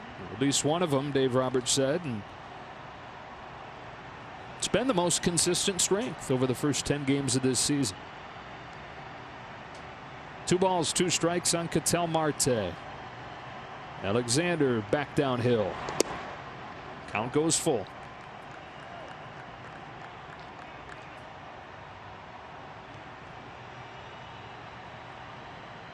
Floro and Kenley Jansen continuing to throw in the bullpen. This will and is Scott's 3rd hitter. Dave Roberts would be free to bring somebody in. Right-handed batting Starling Marte next. You wonder if he'd bring in Floro for that. Won't need to make that decision because Scott Alexander has struck out the side in the 8th. To the 9th we go in a 3-0 game. Breaking news, features, and you'll be the first to be notified when the 2021 tickets go on sale. Visit Dodgers.com and sign up today. How about the 2021 schedule coming out before the 2020 season even started? I can't even keep up. This Junior Guerra. Like the Twilight Zone. Second time Dodgers have seen Guerra in this series. 1 1/3 scoreless innings in the first game. Ortengorst for the Brewers last year. 72 games, 83 2/3 innings. Those were both career highs for him. He led National League relievers with those 2 categories. Signed with Arizona, a 1-year deal. Fastball split. Bottom third of the Dodger order. Peterson, Hernandez, and Barnes due up. Dodgers with 2 in the first on a Bellinger home run. 1 in the 5th on a Betts home run. Got 9 hits in this game. Looking for a little more breathing room, especially after the Diamondbacks' late comeback a couple nights ago. Peterson 1 for 3 today. Takes ball 1.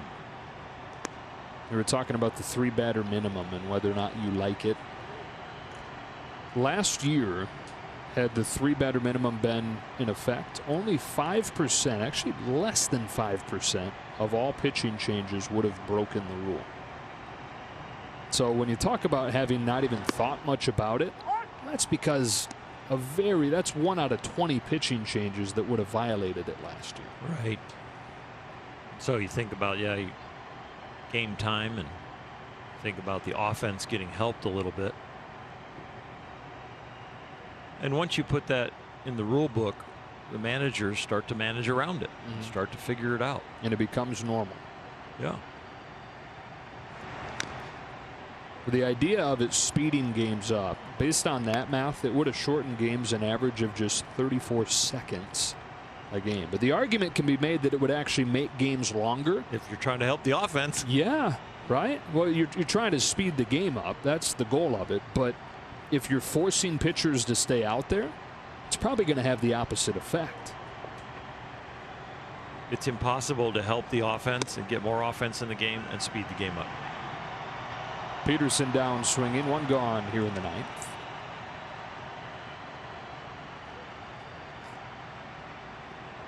Right fielder, Kike Hernandez. That's 9 straight retired since Hernandez singled back in the 6th inning.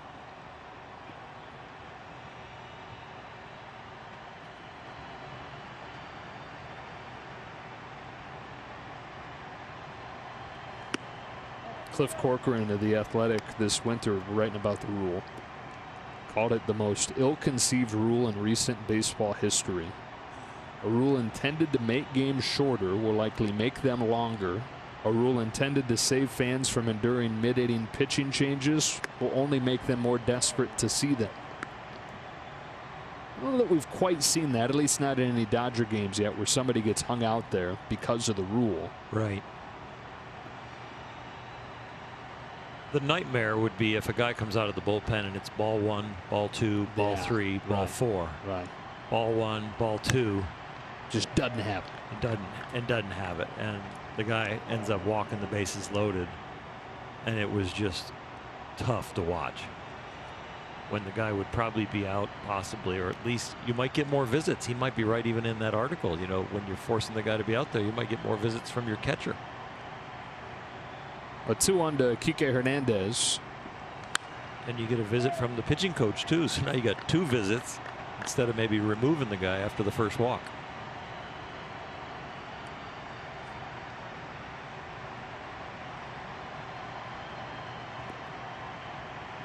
With Kike's 1 for 3, he's creeped his average just over 300 at 303 now.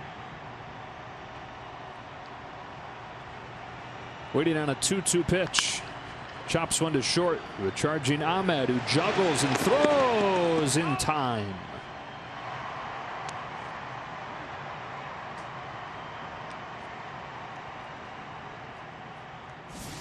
An early clank, but then some great eye-hand coordination to take that bobble and put it in his hand and quickly get rid of it.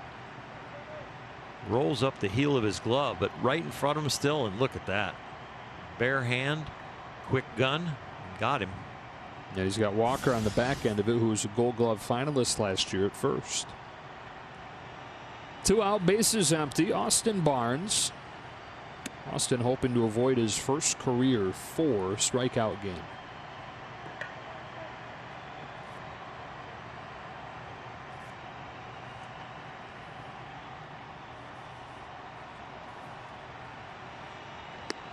Ahead 2-0. Hey, looking forward to this Dodgers-Padres series starting tomorrow. We said don't let the Padres get off to a hot start and start believing in themselves. Well, they have. Kenley ready to go for the bottom of the 9th. I'm going to miss our drive down there to San Diego. Yeah, we'll just have to ride to the park together and sing. Off the end of Barnes' bat, shallow right center field, easy play. Marte to the bottom of the 9th we go. Kenley Jansen coming in, trying to lock things down. Dodgers 3, Diamondbacks nothing. Is available for curbside pickup or home delivery. See Instagram at Dodgers Top of the Park for details. It's Jansen looking for the save to the bottom of the 9th inning. Kenley's 4th outing this season, spotless ERA so far, and today Orel making his first appearance since Houston. We saw his velocity tick up like we have with Clayton Kershaw. Both went to drive line and worked really hard on their alignment and their mechanics. And I think that they have both found something. And Kenley's characteristics on his slider have been very good, to the point where he really hasn't had to throw many sliders at all, and has really not thrown many 2-seamers. So it's really exciting for him to be back out there, and let's see the ball go right to left.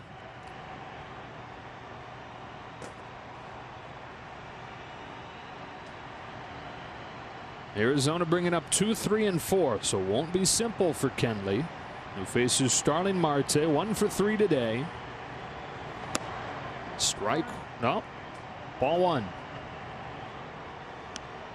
I like your call better. Yeah. Been a pretty big zone most of the day from Adrian Johnson, but Kenley didn't get the call there.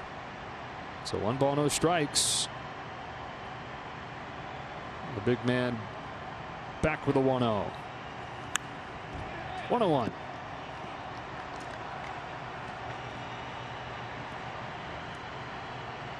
When he's throwing cut fastballs to the inside corner to righties, that's his arm side, that's when you know he's really locked in. Because it's much easier to make the ball go right to left when you're headed kind of towards your glove side, because you can kind of pull it across your body if that's what's going on with your direction. And you can throw it in there.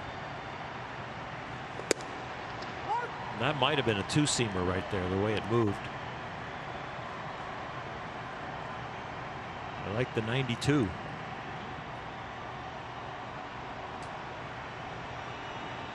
Kenley said he's trying to get back to that point where the hitters hate it when they hear his name called. Fires 1-2. 2-2 on Marte, leading off the 9th.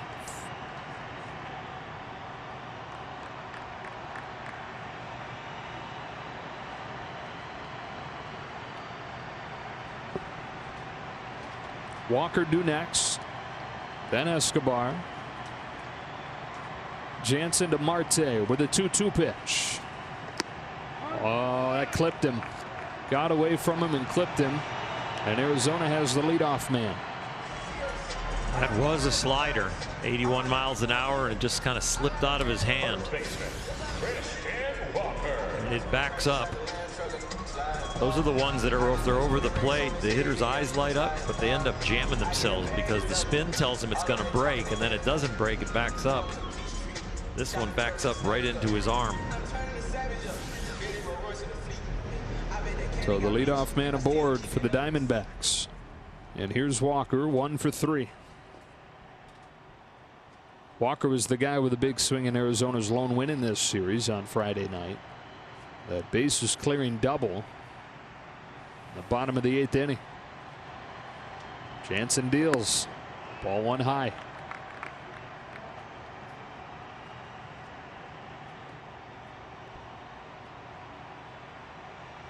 .32-year-old in his 10th major league season, Kenley Jansen. 302 saves in his career. That's number 1 on the Dodger all-time list. Looking for number 303. They're not stealing, but he wants to keep him close just in case they would get a wild hair and keep that double play in order.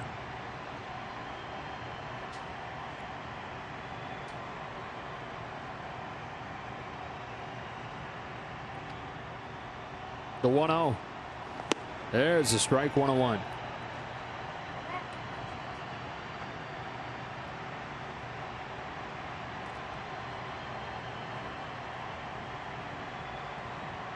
Walker, a Dodger killer. 8 home runs in 25 games against the Dodgers coming into this season. That's 1 every 8 at-bats.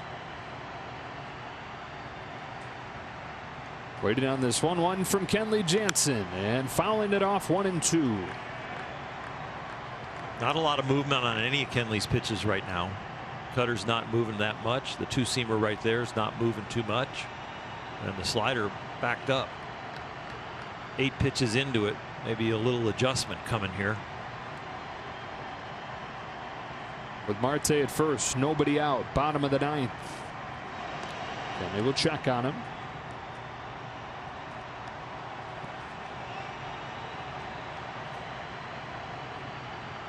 Dodgers trying to start the season 7-3.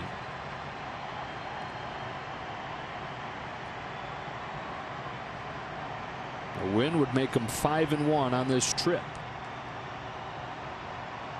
Barnes sets the target high for 1-2. He goes there and gets Walker for the first out of the 9th. Into scoring position goes Marte, not overly concerned about his run. That was the best cutter he's thrown. Hit the target and it moved real late, and it was 92 miles an hour. Watch the late break on this, just a little tiny bit, about 6-7 inches, but it was late and firm. So one gone as Escobar comes up. It was a meeting about signs that right there for sure, with Marte on second. We've even seen Kenley before so paranoid about that he walks to intentionally get the runner to third.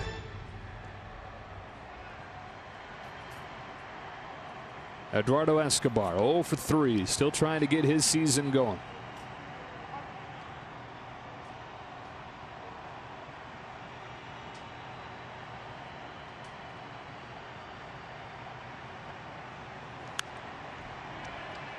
Oh, 1. Pitch 9 and pitch 10 have had really good action.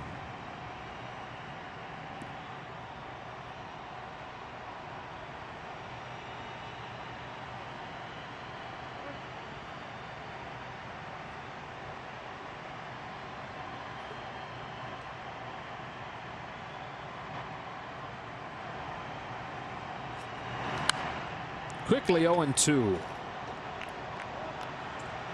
He's locked in now. Stay right there, big fella. Could make the argument pretty easily that Kenley Jansen is the single most important player on the Dodgers roster in their 2020 World Series hopes.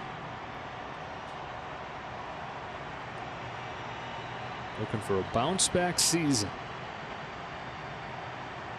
0-2 on Escobar. They're going upstairs with it. Taken for strike 3, and 2 gone in the 9th inning.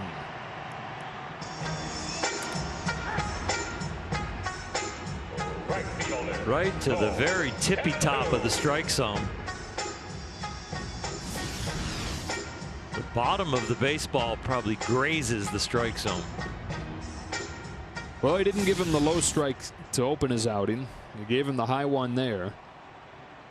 And Arizona is down to its last out. Cole Calhoun, the hitter. The Dodgers lead 3-0. And out away from taking 3 of 4 at Arizona.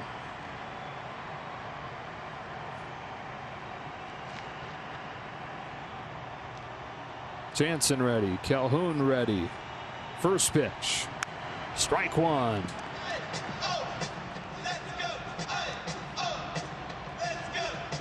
Calhoun with one of the 4 hits for Arizona today.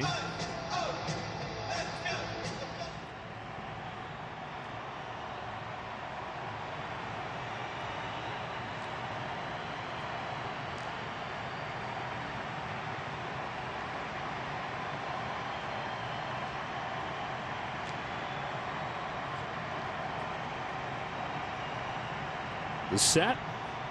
The 0-1. Cracked down the line, foul, and it's 0-2. He broke the bat of Calhoun.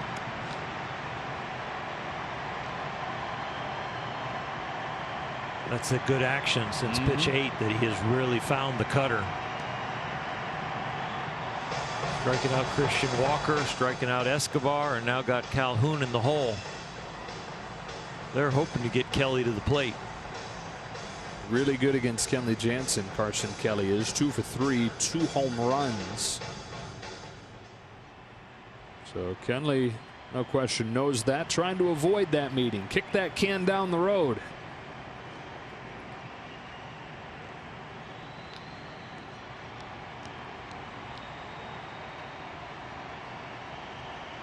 Marte at second, 2 out, 9th inning. Jogging his way towards third as Jansen deals, and a slider misses low, ball 1.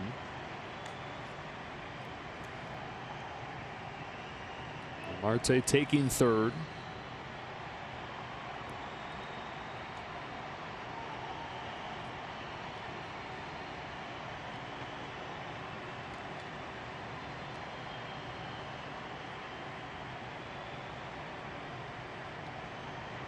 The 1-2 pitch.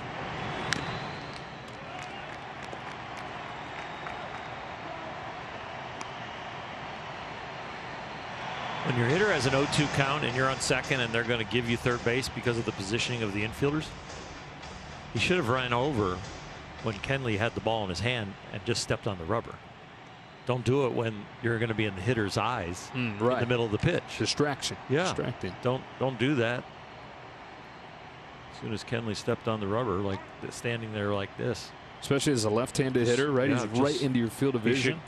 Just go over, and the umpire can't call time. Your hitter could call time if he wants, but then you just go over and you'd be out of the way. Another 1-2. Jansen to Calhoun. Able to lay off. Tough one to lay off of Cole, but he does, and it evens 2-2. Trying to keep things alive for Arizona with the dangerous Carson Kelly waiting on deck.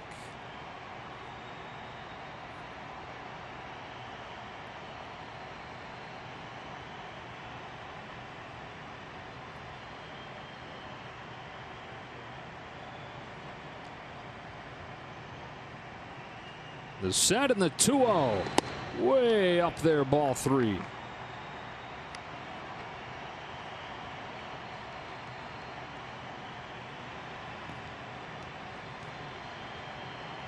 Throw it right down the middle with some cut action right here.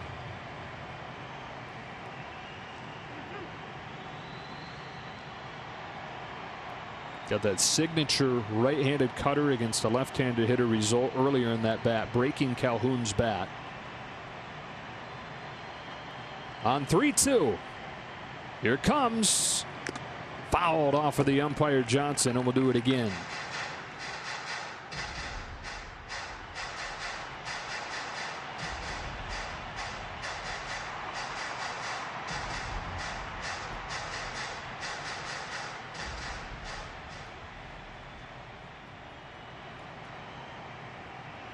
Couple veteran players engaged in a good battle here. Marte at third, 2 gone, bottom of the 9th. The Dodgers by 3. Calhoun asking for time as Jansen comes set. One team expecting to win, the other team needing to win badly in Arizona. They are down to their last strike.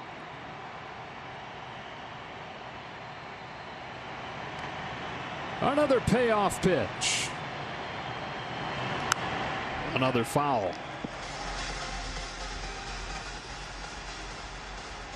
A lot more comforting seeing 92s and 93s than seeing 88s and 89s. Both keys to success. The guy at the beginning in Clayton Kershaw, velocity playing up a couple ticks, and Kenley Jansen in his last few outings, velocity playing up a couple ticks.